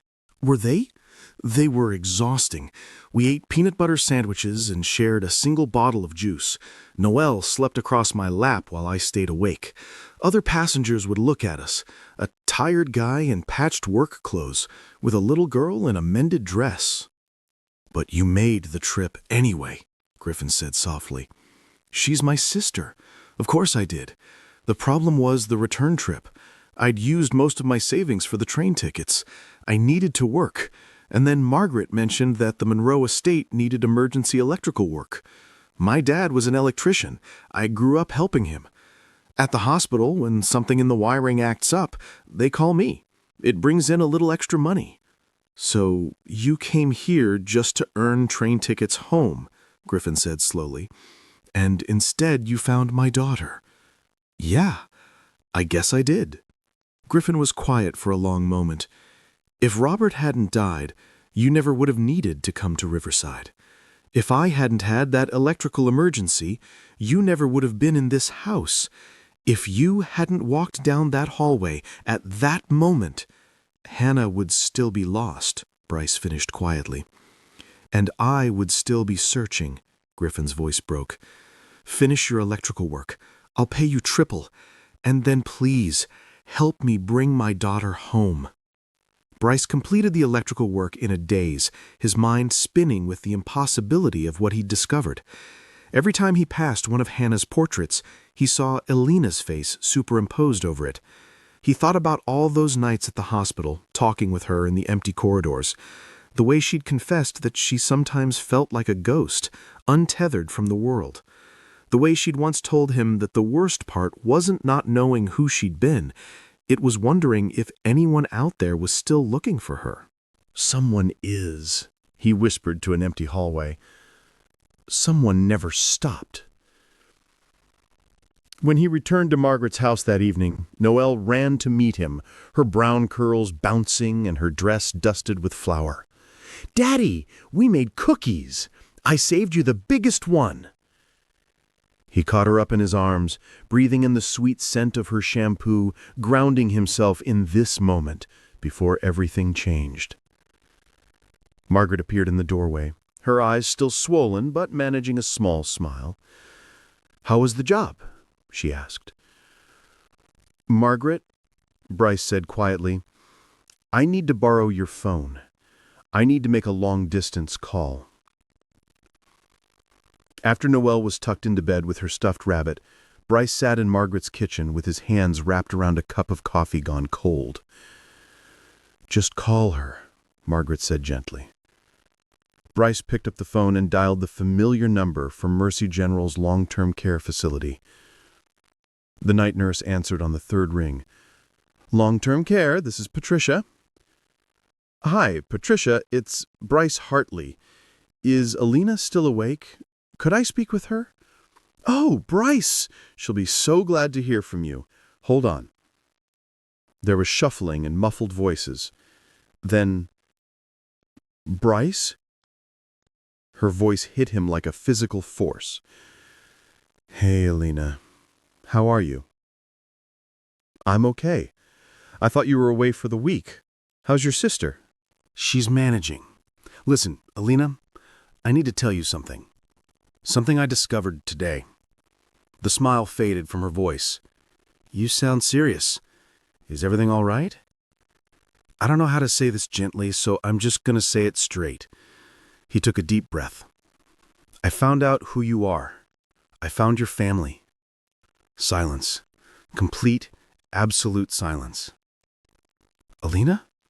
Are you still there?" "I'm here." Her voice was barely a whisper. "What did you say?" "Your real name is Hannah. Hannah Monroe. You disappeared 7 years ago after a fight with your father. You were trying to find your own path, and somewhere along the way you had an accident. Your father, Griffin Monroe, he's been searching for you this entire time. He never stopped looking." He heard her breathing change, becoming rapid and shallow. "How do you know this?" "I'm in Riverside right now. I was doing electrical work at a mansion, and there were portraits everywhere. And one of them was you. Exactly you. Same eyes, same smile, even the same scar. The timeline matches. Everything matches." "I have a father?" She voice broke. "I have family?" "Yes. And he wants to see you. He wants to come to Brookville, but I told him we should prepare you first." "I can't. I don't—" She was crying now. "Bryce, I'm scared. What if I meet him and I don't remember?" "Then you'll figure it out together," Bryce said firmly. "He doesn't want Hannah from 7 years ago. He wants to know the person you are now. And you're pretty amazing." "You're coming back, right?" The vulnerability in her voice nearly broke him. "When he comes, you'll be there?" "I'll be right there with you, I promise." "Okay," she said quietly. "Tell him I want to meet him. Tell him I want to know where I came from." "I will. Try to get some sleep." "Bryce? Yeah? Thank you. For finding me. For giving me back something I didn't even know I'd lost." After he hung up, Bryce sat with his head in his hands. Margaret put a hand on his shoulder. "This woman, she's important to you, isn't she?" "Yeah," Bryce admitted. "She is." The next morning, Griffin Monroe's private jet sat gleaming on the tarmac. Noelle pressed her face against the car window as Margaret drove them to the private airfield. "Daddy, is that ours?" she breathed. "Not ours, sweetie. Mr. Monroe is letting us borrow it." Griffin was waiting at the entrance, dressed in casual clothes but looking like he hadn't slept. His eyes were red-rimmed, and he was clutching a leather-bound photo album. "Thank you for coming," Bryce said. "Thank you for agreeing to do this." Then he crouched down to Noelle's level. "And you must be Noelle. Your daddy's told me wonderful things about you." Noelle, suddenly shy, hid behind Bryce's leg. "Are you Miss Alina's father?" Griffin's breath caught. Yes, I am." "She's really nice," she said seriously. "She gives the best hugs, and she always has strawberry candies. And one time, when I was sad because I missed my mommy, she sat with me for a whole hour and told me stories about birds." "Did she?" Griffin's voice was thick. "She always loved birds when she was little. Maybe she remembers a little bit," Noelle said hopefully. In her heart, even if her brain forgot. Griffin looked up at Bryce with tears in his eyes. "Your daughter is wise beyond her years." The flight to Brookville was surreal. Noelle sat by the window watching the clouds. Griffin sat across from Bryce, the photo album open, showing pictures and telling stories about Hannah's childhood. This was her 8th birthday, Griffin said. She insisted on having it at the animal shelter, said she'd rather spend her birthday with lonely dogs than show off. "That sounds like her," Bryce said with a smile. As they descended into Brookville, Griffin's hands started shaking. Bryce reached over and put a hand on his arm. "She's a good person," Bryce said quietly. "Whatever happens, you should know that your daughter grew up to be someone truly special. I just want her to know she's loved, that she's always been loved." Mercy General Hospital looked different through Griffin Monroe's eyes. Bryce simply followed him through the familiar corridors with Noelle's hand in his, the photo album still clutched under Griffin's arm. They found Alina in the gift shop, arranging stuffed animals. She had her back to them, her blonde hair pulled back in a ponytail, humming something soft. "Alina," Bryce said gently. She turned and her face lit up when she saw him. Then her gaze shifted to Griffin, and her smile faltered, replaced by something uncertain. "Hi," she said, her voice barely a whisper. Griffin stepped forward slowly, like he was afraid of spooking her. Up close, the resemblance was unmistakable. "Hannah," Griffin breathed, tears already falling. "My beautiful Hannah, I'm so sorry. For everything. For the fight. For the words I said. For not finding you sooner." "I want to remember," she said, her voice breaking. "But it's like looking through frosted glass. Everything is blurry." "It's okay," Griffin said, crying openly. "It's okay, sweetheart. We have time now. You don't have to remember. You just have to be here, alive, safe." "But I want to remember," Hannah said desperately. "I want to know where I came from, who I was supposed to be. I've been so lost." "You're not lost anymore," Griffin interrupted gently. "You're found. And I'm so sorry for every single day you've had to struggle alone." Bryce felt his own eyes burning. He looked down to find Noelle staring up at him, her face scrunched with emotion. "Daddy, why are they crying?" she whispered. "Sometimes people cry when they're happy to. When something really, really good happens after something really, really bad." Noelle walked over to where Griffin and Hannah stood. She tugged on Hannah's sleeve. "Miss Alina." Hannah pulled back, wiping her eyes. "Hi, sweetie." Noelle held out a slightly squashed cookie from her pocket. "When I'm sad, cookies help," she said solemnly. "Maybe they'll help you remember too." Hannah laughed through her tears. She took the cookie with reverent care. "Thank you, Noelle. You're absolutely right. Cookies fix everything." Griffin crouched to Noelle's level. "Thank you for taking care of my daughter, you and your father both. Miss Alina takes care of us too," Noelle said matter-of-factly. "That's what families do." The word hung in the air. Families. Over the following weeks, the situation unfolded with beautiful complexity. Griffin extended his stay in Brookville, taking a suite at the Riverside Inn, and spent every day at the hospital with Hannah. He brought photo albums, told stories, shared videos. Slowly, with the help of specialists he'd flown in, fragments of memory began to surface. "I remember a Christmas tree," Hannah said one afternoon, "a huge one with white lights, and music, Bing Crosby, and someone laughing." "Your mother," Griffin said softly. "She loved Bing Crosby. That was our last Christmas together before she passed. You were 15. "I remember her laugh," she whispered, tears sliding down her cheeks. But the memories were unpredictable. She remembered her mother, but not her college years. Remembered learning to ride a bike, but not graduating high school. "It's like having puzzle pieces with no picture to follow," she told Bryce one evening in the cafeteria. "I don't know what fits where." "Maybe you don't need the original picture. Maybe you can make a new one with the pieces you have." She smiled at him, that same warm smile he'd fallen for years ago. "When did you get so wise?" Eventually, Griffin's business demanded his return to Riverside. "Come home with me," he said to Hannah one morning. "You'll have access to the best doctors. Your old room is exactly as you left it." Hannah looked at Bryce when she answered, "I want to try. I want to know that life, to see if being in those spaces helps the memories come back. But this is scary. Brookville has been my only known home for 7 years. Then visit any time. Or better yet, maybe your friends could visit you. The jet is always available." The day they took Hannah to the airport was one of the hardest of Bryce's life. She hugged him tightly in the terminal. "You saved me," she whispered. "Twice now." "You saved yourself," he replied. "I just helped you find the way home." "Bryce." "Go," he said gently. "Go figure out who Hannah Monroe is. Go get to know your father. You deserve all of it." "What if I want something else?" she asked, her eyes shining.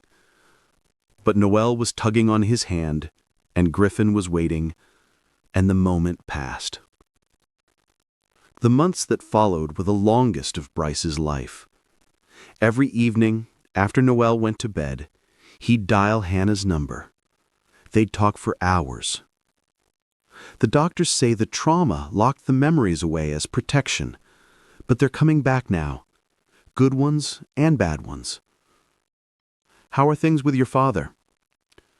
"Better, different. We're both changed people.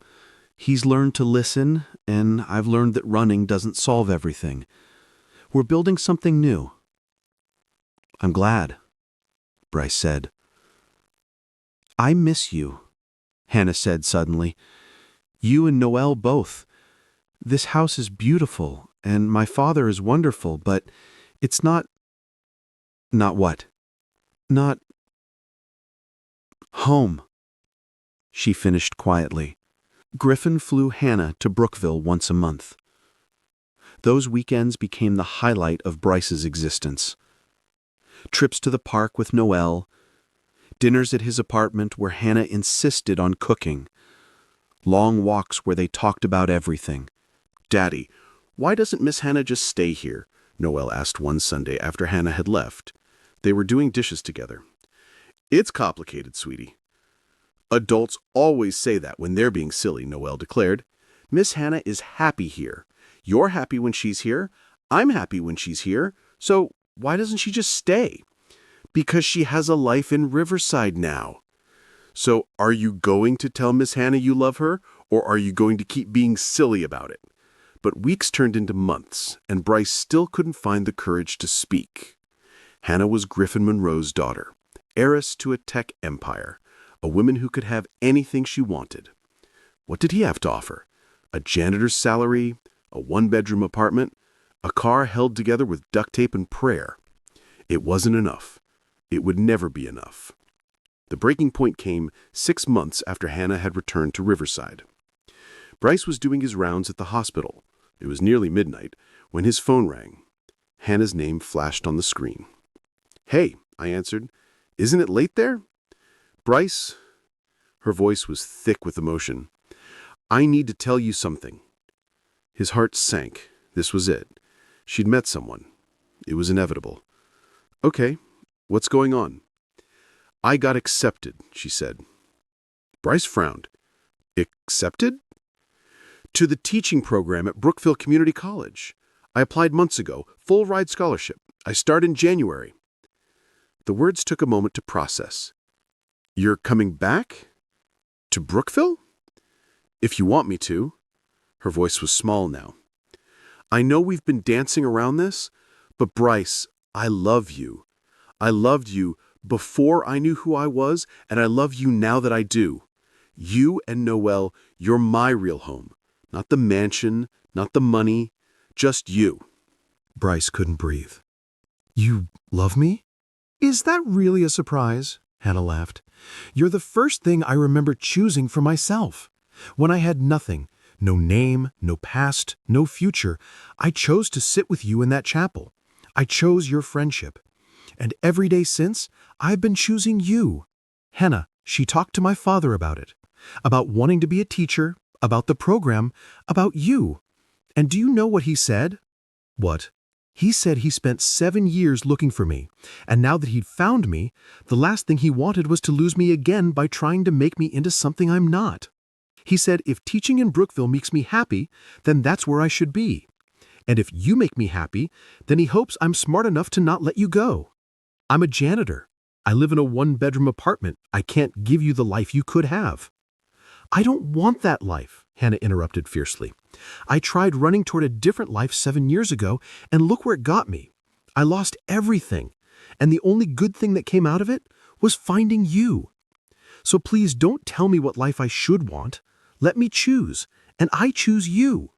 "So," Hannah said softly, "what do you say, Bryce Hartley? Can I come home?" "Yes," he said, his voice cracking. "Oh my, yes. Please come home." "I love you," she whispered. "I love you too. I have for years. I was just too scared to say it." The wedding, exactly 1 year later, was held in 2 parts. First, a small ceremony in Brookville at the community center, where Hannah taught her after-school art program. The room was decorated with streamers and handmade decorations created by her students. Bryce stood at the makeshift altar in his best suit and watched Hannah walk down the aisle in a simple white dress. Noelle was the flower girl, spacing the petals exactly 2 inches apart. "Do you, Bryce Hartley, take Hannah Monroe to be your lawfully wedded wife?" "I do," he said. "And do you, Hannah Monroe, take Bryce Hartley to be your lawfully wedded husband?" "I do," she said. "I absolutely do." When they kissed, the room erupted in cheers. Noelle threw extra petals despite instructions not to. It was chaotic and imperfect and absolutely perfect. The second celebration happened a week later at the Monroe estate in Riverside. The garden had been transformed into something out of a fairy tale. Thousands of white lights strung through the trees, long tables laden with food, a live band playing on a stage decorated with flowers. Griffin walked Hannah down a garden aisle even though they were already married, his face glowing with joy. He kissed her cheek when he handed her to Bryce. Later, during the reception, Griffin stood to make a toast. 7 years ago, Griffin began, I lost my daughter because I thought I knew what was best for her. I thought success meant following a specific path. I was wrong. Success is being brave enough to choose your own path, even when it's scary. He turned to Bryce. You didn't just fix my electrical system that day, you gave me my daughter back. But more importantly, you gave her something I'd been too controlling to allow, the freedom to choose her own life, her own love, her own happiness. You loved her when she had nothing. You loved her when she was Alina with no past. You loved her without expecting anything in return. To Bryce and Hannah, Griffin raised his glass, may you always choose each other. May you build a life based on love instead of prestige. And may you never forget that the best journeys are the ones that bring us home. To Bryce and Hannah, the crowd echoed. Later, as the evening wound down, Bryce found himself standing at the edge of the garden with Hannah tucked under his arm. Noelle had fallen asleep on a bench nearby, still wearing her flower crown. Are you happy? Bryce asked softly. Hannah looked up at him. "I'm more than happy. I'm home." "In Riverside?" "No," she said, touching his cheek. "Here. With you. This is home. Everything else is just a place." Griffin approached them quietly. "Thank you," he said to Bryce, "for everything. For finding her, for loving her, for being the kind of man who values character over capital." "Thank you for raising someone worth finding," Bryce replied. Griffin smiled. "I'm setting up a college fund for Noelle. And before you protest, it's not charity, it's family. You're my family now." "I like it," Bryce said quietly. "I really, really like it." After Griffin left, Hannah and Bryce stood together, watching the last guests say their goodbyes. "Do you ever think about it?" Hannah asked. "About how if just one thing had been different, if Robert hadn't died, if you'd been able to afford plane tickets, if Griffin's company hadn't canceled, we might never have found each other again?" "All the time," Bryce admitted. "It's terrifying how close we came to missing this." "But we didn't miss it," Hannah said firmly, "because even when I didn't know my name, even when I couldn't remember where I came from, some part of me recognized you. Some part of me knew you were home." "Hannah Hartley," Bryce said, testing out her full name. "That's me," she said, smiling. "The girl in the portrait who got lost and found herself. And found you too." "No," Bryce corrected gently, "not the girl in the portrait. The woman you became. That's who I fell in love with." Hannah pulled him down for a kiss, and somewhere in the distance, Noelle mumbled something about cookies in her sleep, and the string lights twinkled overhead, and everything was exactly as it should be. This story reminds us that even in our darkest moments, even when we don't know who we are or where we belong, hope can find us in the most unexpected places. Love doesn't require a perfect past or a guaranteed future. It just requires two people brave enough to choose each other. If this touched your heart, share it with someone who needs to hear it today. And don't forget to subscribe for more stories that remind us what really matters in life. Sometimes the longest journeys, the ones that stretch across miles and years and lost memories, lead us right where we're meant to be.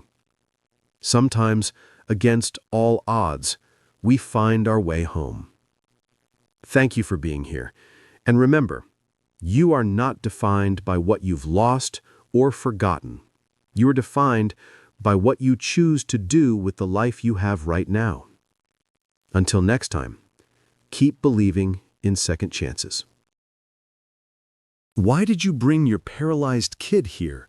The words sliced through the cozy Denver cafe like a knife through silk. Every conversation stopped. Every fork paused midair. Every eye turned to witness what would happen next. The CEO's fingers tightened on her 11-year-old son's wheelchair handles until her knuckles went white. Her blind date, a single dad who'd seemed so promising just moments ago, had just revealed his true colors. Or had he? Because what happened next would challenge everything two broken families thought they knew about acceptance and the courage it takes to show up as your whole self in a world that prefers you leave your complications at home. Before we continue, please tell us, where in the world are you tuning in from? We love seeing how far our stories travel. The rain had just stopped falling, leaving the Denver streets gleaming under the streetlights. Estelle Hayes sat in her car, watching her son Arlo sleep peacefully. Her hands trembled on the steering wheel. She was already 15 minutes late. "Mom? Are we going in?" She could lie, say she felt sick, drive home, text Rowan Garrison some excuse about a work emergency. It would be so easy. Through the cafe window, she could see him. Table in the back corner, white button-down shirt, checking his watch for the third time. "Mom, can't we go in already?" That decided it. "Yes, sweetheart, we're going in." The Willow Grove Cafe was exactly the kind of place where first dates happened. Soft jazz, exposed brick walls, the smell of expensive coffee and fresh pastries. The kind of place where people presented their best selves, their uncomplicated selves, their ready-for-romance selves. Not the kind of place where you brought your paralyzed 11-year-old son in a wheelchair. The door chimed as they entered. The hostess's smile froze for just a fraction of a second when she saw the wheelchair.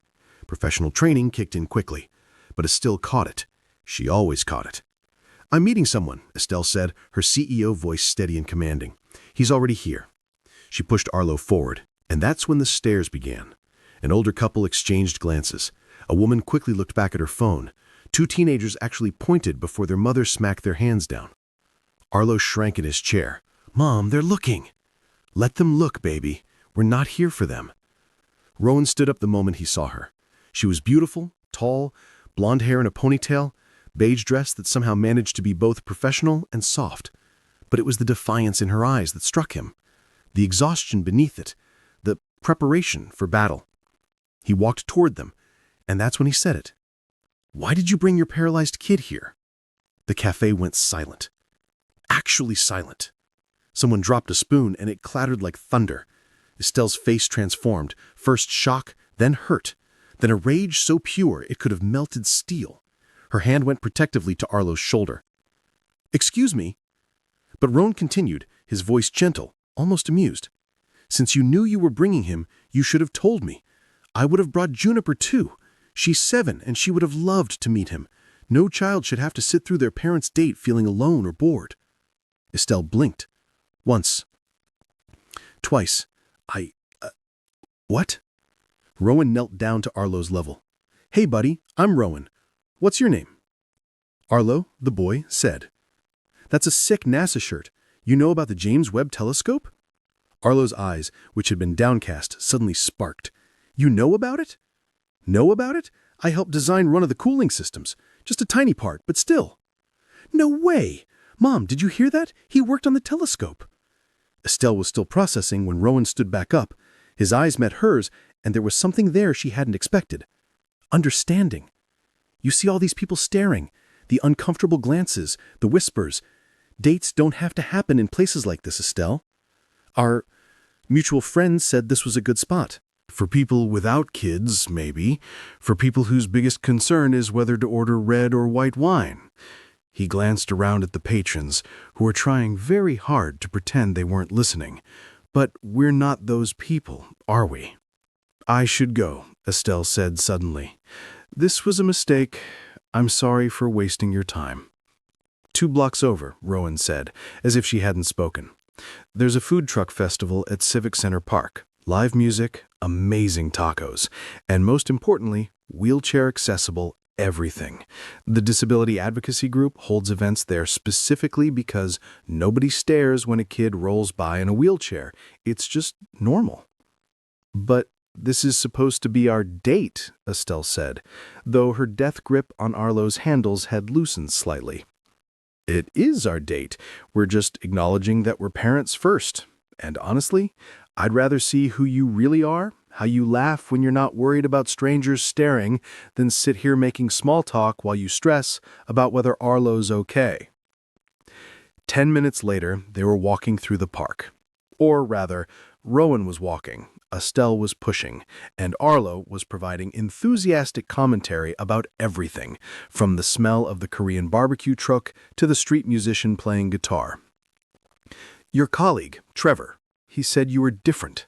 I thought he meant you were okay dating someone with kids." "Everyone says they're okay with kids until the kids actually show up. Then suddenly there are complications, scheduling issues, maybe when they're older. It's just too much right now. You sound like you've experienced that." Rowan handed Arlo a taco. "Careful, buddy, these are messy. Your mom will kill me if you ruin that NASA shirt." "Mom won't care," Arlo said confidently. "She only cares about my church clothes." They found a spot near the music stage where Arlo could see everything. Other families were scattered around, including 2 other kids in wheelchairs, one decorated with LED lights, the other covered in superhero stickers. "Cool wheels," a girl about Arlo's age called out, rolling past with her family. Arlo sat up straighter. "Thanks, I like your lights." "You asked about my experience. Juniper, my daughter, she used a wheelchair for 6 months when she was 4. Estelle's head snapped toward him. "What happened?" Developmental dysplasia of the hip. Fancy words for her hip joint didn't form correctly. Nobody caught it until she started having severe pain. The surgery was successful, but recovery? He shrugged. 6 months of wheels, 6 months of stairs, 6 months of people treating her like she was broken. How did she handle it? Better than I did, honestly. Kids adapt. It's the adults who make it complicated. I remember this one time at the grocery store. This woman actually told me I should keep her home until she's better because seeing her was upsetting for other children. Please tell me you said something horrible to her. I told her that her face was upsetting for other adults, but we still let her out in public. Estelle laughed. Actually laughed for the first time all evening. You did not. I absolutely did. Got banned from that Whole Foods. Worth it. Can I ask about Arlo? You don't have to answer. She said quietly. Spinal tumor. He was 6. We thought it was just back pain from a growth spurt. By the time they found it, she trailed off. The surgery saved his life. That's what matters. That's not all that matters. She looked at him sharply. His life matters, yes, absolutely, but so does his quality of life. So does his happiness. So does his mother's happiness. Rowan paused. When was the last time you did something just for you? Not for Arlo, not for work, just for you. I'm a single mom with a disabled child and a tech company to run. There is no just for me.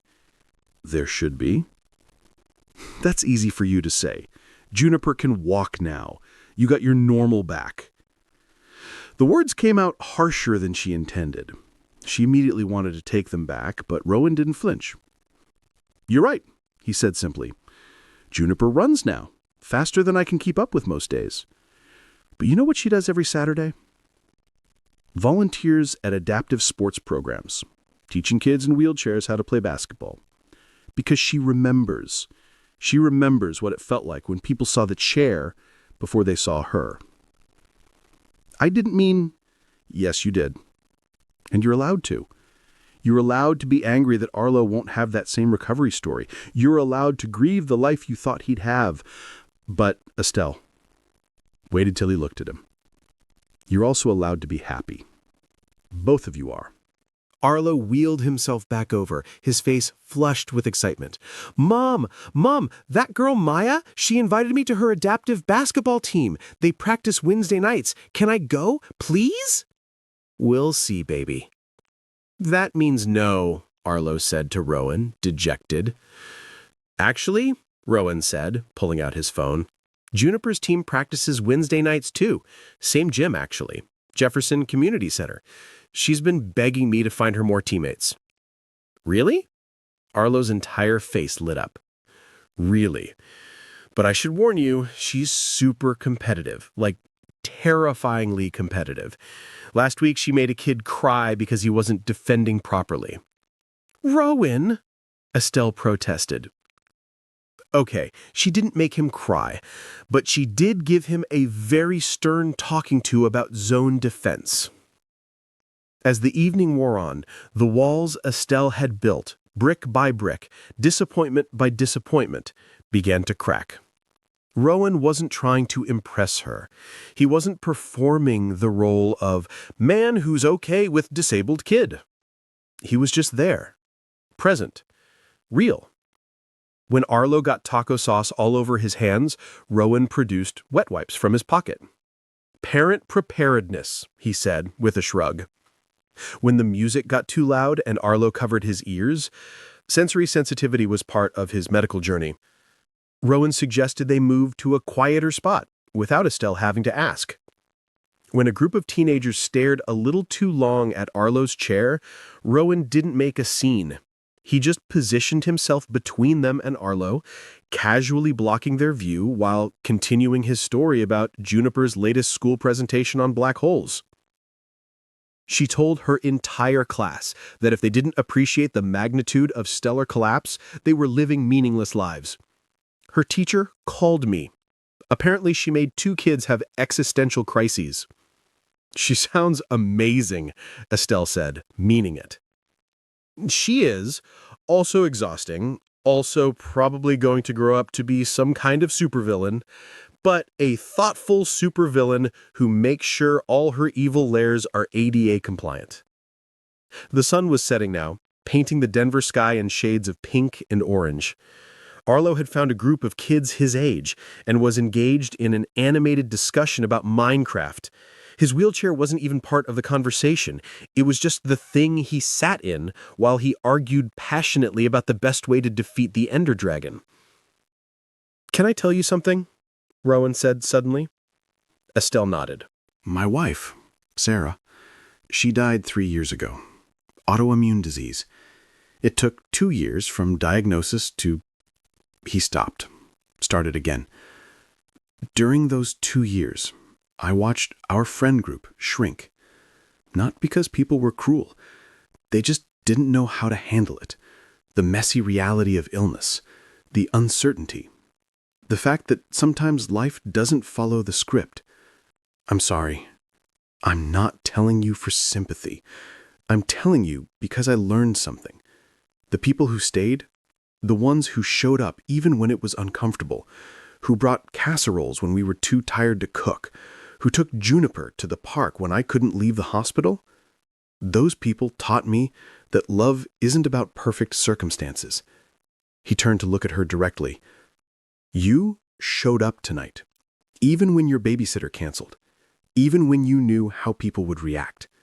You brought your son into a space where you knew he might not be welcomed. That takes courage. Or stupidity, Estelle muttered. No, courage. Because you could have hidden him. You could have canceled. You could have pretended for one evening that you were just a successful CEO looking for love. But you didn't. You showed up as yourself, as a mother first. Most men don't see that as a selling point. Most men are idiots. Arlo was getting tired now, his earlier excitement fading into sleepy contentment. He wheeled himself back over, yawning hugely. Mom, I'm tired. Okay, baby. Let's get you home. As they prepared to leave, Rowan knelt down to Arlo's level again. Hey, buddy. It was really cool meeting you. Maybe next time you can teach me about those Minecraft dragons. Ender Dragon. And yeah, maybe. Rowan helped them navigate back to Estelle's car. The evening crowd had thinned, and the air had turned cool. As Estelle lifted Arlo from his chair, a practiced movement that spoke of 3 years of experience, Rowan folded the wheelchair without being asked, fitting it into the trunk with surprising efficiency. You've done that before, she observed. Juniper's chair was the same model. Some things you don't forget. With Arlo settled in the back seat, already half asleep, Estelle turned to face Rowan. This wasn't what I expected. Disappointed? No, surprised. I've been on 12 first dates since Arlo's surgery. Do you know how many made it to a second date after learning about him? I can guess. 0. And these were men who knew I had a son. They just didn't know about the wheelchair. The moment they found out, there was always an excuse. Too complicated, not ready for that level of commitment. One guy actually said he didn't want to deal with the drama. His loss. That's what my mom says. Your mom's right. Rowan paused. Look, I know we just met, and I know this is probably too forward, but next Saturday, there's an adaptive sports day at Washington Park. Juniper will be there, terrorizing other children with her competitive spirit. Would you and Arlo like to join us? As a date? As whatever you want it to be. A date, a play date for the kids, a chance to see if this, he gestured between them, is something worth exploring? Through the car window, Arlo mumbled something in his sleep. Estelle looked at her son, then back at Rowan. He'll want to bring his NASA books to show Juniper. She'll want to correct any scientific inaccuracies in them. He won't back down if he thinks he's right. Neither will she. They might argue. Probably. Okay, Estelle said, surprising herself. Okay, we'll come. Saturday came faster than expected. Estelle changed outfits 3 times, which was ridiculous because they were going to a park, not a gala. Mom, you look fine, Arlo said, exasperated. Can we go now? I want to meet Juniper. They arrived 15 minutes early, but Rowan and Juniper were already there. Juniper was practicing shots on the basketball court, her form surprisingly perfect for a 7-year-old. She was wearing a bright purple jersey. The moment they arrived at Washington Park, Juniper abandoned her basketball mid-shot and came racing toward them, her curls flying behind her like tiny propellers. Are you Arlo? Dad said you like space. I like space too. Did you know that Jupiter has 79 moons? Actually, wait, it might be more now. They keep finding new ones. It's very annoying because I have to keep updating my presentation. Also, your wheelchair is super cool. Can I try it? Juniper. Rowan jogged up behind her, slightly out of breath. We talked about this. You can't just ask to try someone's wheelchair. Why not? I let people try mine when I had one. Remember? Tommy Peterson tried it and crashed into the principal. It was hilarious. That's different. How? Arlo was grinning wider than Estelle had seen in months. It's okay. She can try if she wants, but I get to time her on the basketball court. Deal! Juniper stuck out her hand for a shake, her grip surprisingly firm. Then she looked at her dad with the seriousness only a 7-year-old could muster. I like him. Can we keep him? That's not how people work, sweetheart. It should be. We should have a people store where you can pick the ones you like and take them home. But only if they want to come. Consent is important. Rowan looked at Estelle apologetically. She's been reading books about ethics. I thought it would be educational. I've created a monster. An ethical monster, the best kind. The day unfolded with a kind of chaotic perfection that Estelle hadn't experienced in years. Juniper, true to her word, tried Arlo's wheelchair, but only after asking him 17 questions about how it worked, why he chose that model, and whether he'd considered adding rocket boosters. Rocket boosters would be impractical, Arlo explained seriously. The thrust-to-weight ratio would be all wrong. Not if you use compressed air instead of actual rockets, Juniper countered. I've been drawing blueprints. You have blueprints? Of course! Want to see? And just like that, they were best friends. The adaptive sports section of the park was bustling with activity. There were kids of all abilities playing basketball, tennis, and even a modified version of soccer. What struck Estelle most wasn't the adaptations, though those were impressive, but the joy. Pure, uncomplicated joy.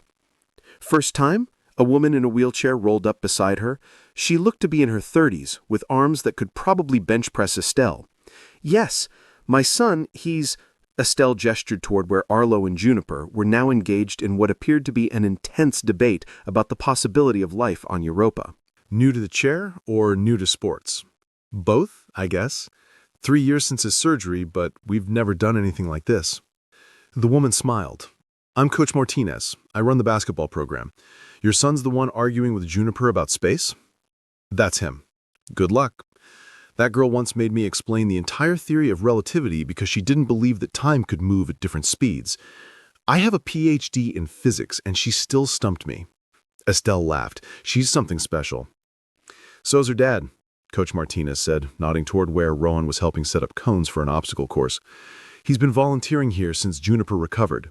Never makes it about him, never tells the whole story unless asked. Just shows up, helps out, treats every kid like they matter. He seems too good to be true, Estelle admitted. Oh, he has flaws. Terrible at basketball, like embarrassingly bad. Juniper banned him from playing because he was ruining the integrity of the game. And he makes the worst jokes. Dad jokes so bad they transcend being funny and become a form of performance art. As if on cue, Rowan appeared beside them. Why don't scientists trust atoms? Please no, Coach Martinez groaned. Because they make up everything, he grinned proudly. Estelle surprised herself by laughing. That's terrible. The worst, he agreed cheerfully. I have hundreds more. Please don't encourage him, Coach Martinez begged. Last week he did 10 minutes of wheelchair puns. We nearly had a mutiny. The day was perfect. Not because everything went smoothly, Juniper and Arlo did indeed argue about Mars colonization, resulting in them dividing the court into pro-terraforming and anti-terraforming zones. And there was an incident with a basketball that nearly took out a picnic table. But perfect because it was real. During the lunch break, they sat on a blanket Rowan had thoughtfully brought. Juniper and Arlo were still debating, now about whether hot dogs were sandwiches, while the adults watched with amusement. "They're perfect for each other," Estelle said. "Terrifyingly so. They're either going to be best friends or academic rivals who push each other to Nobel Prizes. Why not both?" "Good point." He paused, watching Juniper demonstrate some point using French fries as visual aids. "Can I tell you something weird?" Weirder than your Adam joke? Much weirder. He took a breath. "I wasn't nervous about today. Meeting you again, spending time together, that all felt right. But I was terrified about them meeting, because if they didn't click, it wouldn't work," Estelle finished. "No matter how much we might like each other." "Exactly. I won't be the guy who makes Juniper accept someone who doesn't see her for who she is. And I know you feel the same about Arlo." Estelle watched her son, who was now teaching Juniper how to do wheelies while she took notes in a small notebook she'd produced from somewhere. "He hasn't been this happy in months, maybe longer. Juniper either. She's been asking when she'd have a friend who gets it. I think she meant someone who understands being different, being looked at, being the kid who has to explain why they can't do something the typical way. But also someone who sees beyond that." "Yes." Later in the afternoon, an incident occurred that would become family legend. A group of older kids, maybe 13 or 14, walked by, and one of them said, just loud enough to be heard, "Why do they even bother? It's not like the kid in the wheelchair can really play." Juniper heard it first. The transformation was instantaneous. She went from cheerful 7-year-old to tiny warrior goddess in about 0.3 seconds. "Excuse me?" she shouted, marching toward them with the confidence of someone who had never considered that being small might be a disadvantage. "What did you just say about my friend?" The teenagers looked startled. The one who'd spoken tried to backtrack. "I didn't mean—" "Yes, you did. You meant that people in wheelchairs can't play sports, which is stupid because Arlo just scored 6 baskets in a row and you're just standing there with your mouth open like a fish." Rowan started to intervene, but Estelle put her hand on his arm. "Wait," she said softly. Arlo rolled up beside Juniper. "It's okay, Junie. They don't know better." "That's no excuse." Juniper was on a roll now. "Ignorance isn't an excuse for being mean. My dad says that if you don't know something, you ask questions. You don't make assumptions, and you especially don't say mean things about people who are working harder than you've ever worked in your life." One of the other teenagers pulled at the speaker's arm. "Dude, let's go. She's like 7. 7 3/4, Juniper corrected. "And age doesn't matter when you're right." The teenagers retreated, thoroughly shamed by a girl who barely came up to their waists. Juniper watched them go, then turned to Arlo. "You okay?" "Yeah," Arlo said, and he was smiling. "Thanks, Junie." "That's what friends do," she said matter-of-factly. "Also, I've been working on my intimidation tactics. How'd I do?" "Terrifying," Arlo confirmed. "Absolutely terrifying." Rowan looked at Estelle. "I've created a monster." "The best kind of monster," Estelle said, echoing Juniper's earlier words. As the day wound down and they were packing up, Juniper tugged on Estelle's dress. "Miss Estelle?" "Just Estelle is fine, sweetheart." "Estelle, are you going to marry my dad?" "Juniper," Rowan looked mortified. "What? It's a reasonable question. You like her, she likes you. Arlo and I are best friends now. It's logical." Estelle knelt down to Juniper's level. "Sometimes grown-up relationships are more complicated than that." "Why?" "That's actually a very good question. See, she thinks I ask good questions. You should definitely marry her." The months that followed weren't a fairy tale. They were better. They were real. There was the Tuesday when Arlo had a bad day in physical therapy and Estelle had to cancel dinner plans. Rowan showed up anyway with Chinese takeout and Juniper, who promptly declared that they were having a pajama dinner and everyone had to eat in their comfiest clothes.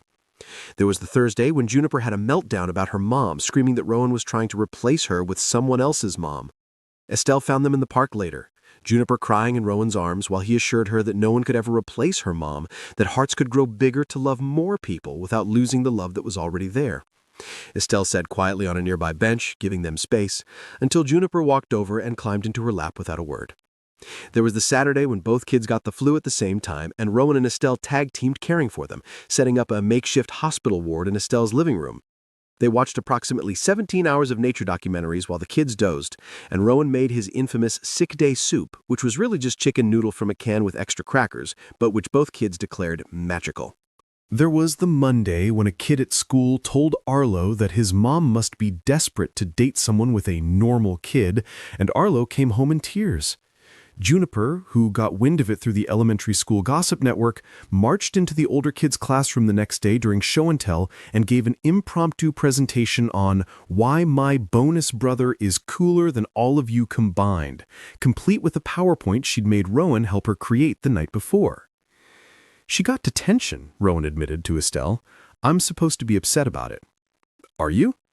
I bought her ice cream on the way home. There were also beautiful moments that took their breath away, like when Arlo designed a space station in his engineering class and included a special section for astronauts who use different mobility aids because space should be for everyone. His teacher was so impressed she submitted it to a NASA student competition. Or when Juniper started a petition at her school to make all playground equipment wheelchair accessible, gathering over 200 signatures and presenting it to the school board with a speech that made the principal cry. Or the quiet Sunday morning when all four of them were having breakfast and Arlo casually said, "Pass the syrup, Dad," then froze. "I mean, the syrup's right here, buddy," Rowan said quietly, his voice thick with emotion as he passed it over. Later, Estelle found Rowan crying quietly on the back porch. "He called me Dad," he whispered. "Is that okay?" "It's everything." 6 months into their relationship, they faced their first real crisis. Estelle's company was offered a buyout that would require her to relocate to Silicon Valley for at least 2 years. The number was astronomical, enough to ensure Arlo's medical care and college would never be a concern. She told Rowan at the park where they'd had their first real date. The food trucks were there again, but neither of them was eating. "It's an incredible opportunity," he said carefully. "It is. You should take it." "Should I?"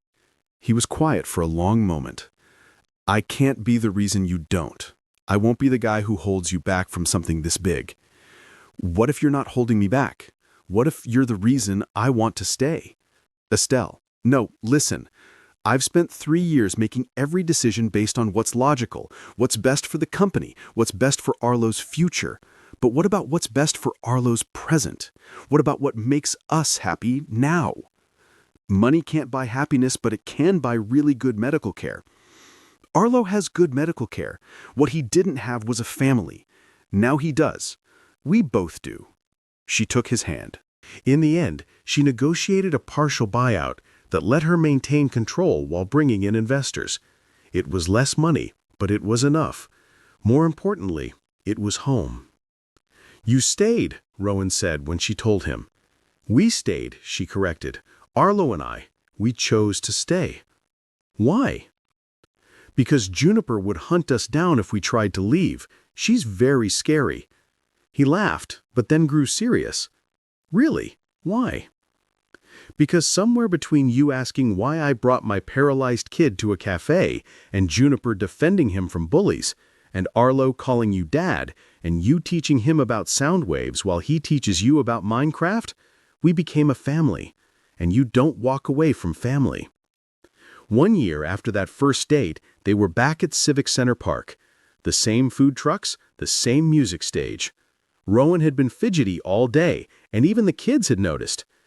"You're being weird," Juniper announced. "Weirder than usual, which is saying something." "Thanks for the pep talk, sweetheart." "Is it because it's your anniversary?" Arlo asked. "Mom's been weird about it too. She changed outfits 4 times. "I did not," Estelle protested. "You did. I counted." The sun was setting, painting the sky in brilliant oranges and pinks. The guitarist was playing, the same one from a year ago. The crowd was thick with families enjoying the evening. Estelle, Rowan said suddenly, and something in his voice made everyone around them quiet down. A year ago, I asked you the wrong question. Dad, are you doing what I think you're doing? Juniper whisper staged. Shh, Arlo hissed. This is important. Rowan dropped to one knee, pulling out a small velvet box. Tonight, I want to ask you the right one. Oh my God, a stranger nearby said. He's proposing. Everyone shut up, Juniper yelled. My dad's trying to propose. The entire food truck area went silent. Someone started filming. Estelle, Rowan continued, his voice shaking now. You've taught me that love isn't about finding someone despite their complications. It's about finding someone whose complications fit with yours. Someone whose broken pieces align with your broken pieces to make something whole. Are you proposing? Juniper demanded. Because if you're proposing, I have notes. I've been planning this. I have a whole speech prepared. I practiced it with Arlo. We have choreography. You have choreography? Estelle laughed through her tears. Obviously, Arlo does this cool wheelie thing at the end. It's very dramatic. Can I finish? Rowan asked. Sorry, continue, Juniper said formally, but make it good. We have a reputation to maintain. Estelle Hayes, Rowan said, tears streaming down his face now. Will you and Arlo make our family official? Will you marry us? Us, Estelle laughed. It's a package deal, Juniper said seriously. You get both of us. Also, I've already designed Arlo's wheelchair decorations for the wedding. They're space-themed with working LED constellations. I've been learning Arduino programming specifically for this. Obviously, Arlo added, and I've been working on my wheelie skills for the recession. Processional, Juniper corrected. That. So, you have to say yes because we've put in a lot of work. Estelle looked at her son, whose eyes were shining with hope. At Juniper, who was practically vibrating with excitement while trying to maintain her serious face. At Rowan, who saw all of her, CEO, mother, warrior, woman, and loved every part. Yes, she said. Yes to all of it. Yes to our complications. Yes to our beautiful, chaotic, perfect family. The park erupted. Strangers cheered. Someone bought them free tacos. The guitarist started playing Celebration, and Juniper, who had been containing herself admirably, launched into her prepared speech. Attention, everyone!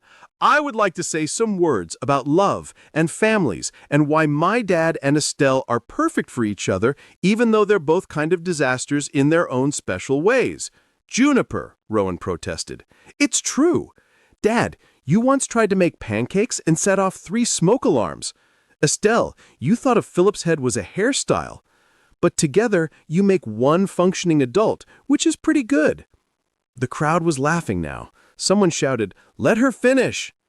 As I was saying, Juniper continued, families don't have to match.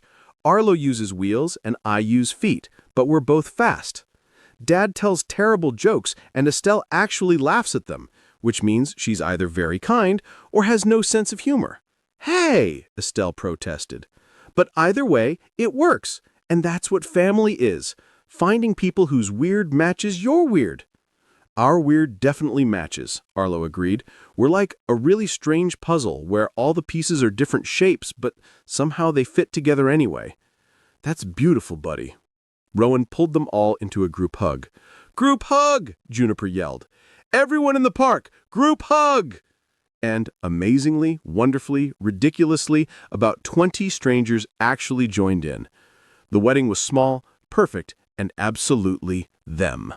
They held it in the accessible garden at the Denver Botanic Gardens, with paths wide enough for wheelchairs and even a ramp to the gazebo where they exchanged vows. Arlo walked Estelle down the aisle, his wheelchair decorated with NASA mission patches, white ribbons, and yes, the LED constellation system Juniper had programmed. It displayed different star patterns as he moved, ending with a supernova burst when they reached the altar. Mom, you look beautiful, Arlo whispered as they made their way forward. So do you, my brave boy. I'm not brave, he said thoughtfully. I'm just me, but I guess sometimes being yourself is the bravest thing you can do. Estelle had to stop for a moment to compose herself.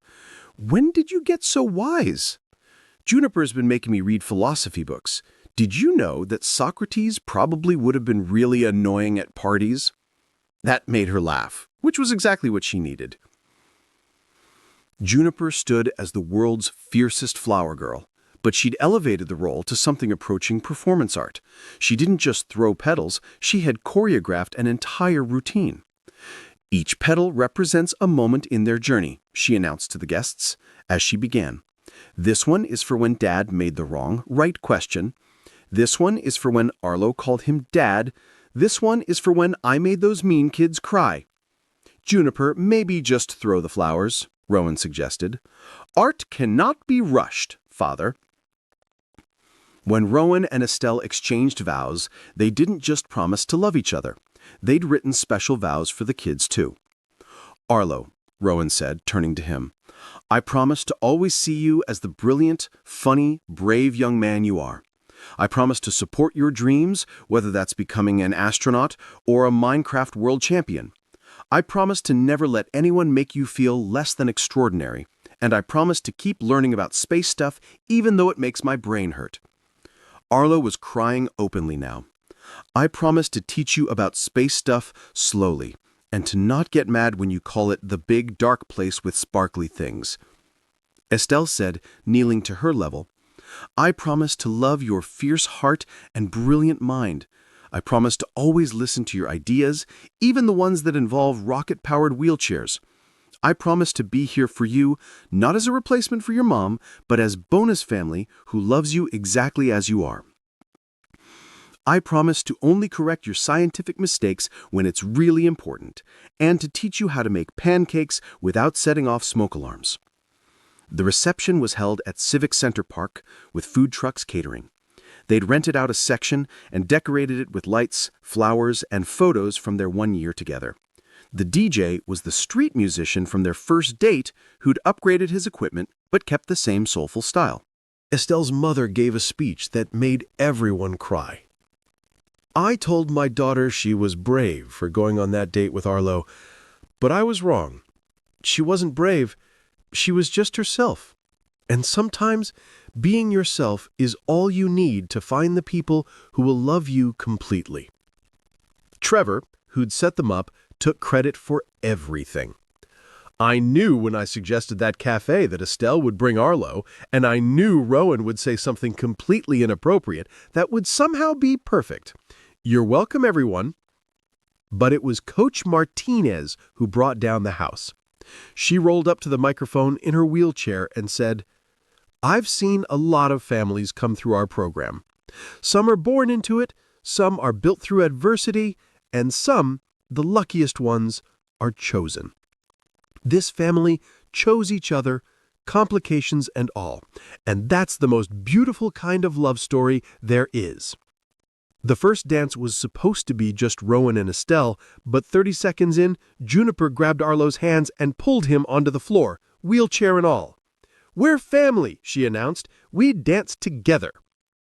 What followed was the most chaotic, joyful first dance in wedding history. Arlo did wheelies, Juniper attempted to break dance, Rowan's dad moves reached new levels of embarrassing, and Estelle laughed so hard she nearly fell over, caught at the last second by her new husband. The photographer captured it perfectly. Arlo, mid-wheelie, his LED constellations blazing, Juniper upside down in what she claimed was a freeze but looked more like she was falling, Rowan and Estelle holding each other and laughing, all four of them in motion, in joy, in love. As the evening wound down, Rowan pulled Estelle close during a quiet moment. The kids were with other children, Arlo showing off his chair's light system while Juniper organized an impromptu science quiz. Thank you, he whispered. For what? For bringing your paralyzed kid to that cafe. For being brave enough to show up as yourself. For letting us love you, both of you. Thank you for seeing us, she whispered back. Really seeing us. Always, he promised. Always. Dad, Mom, Juniper's voice rang out.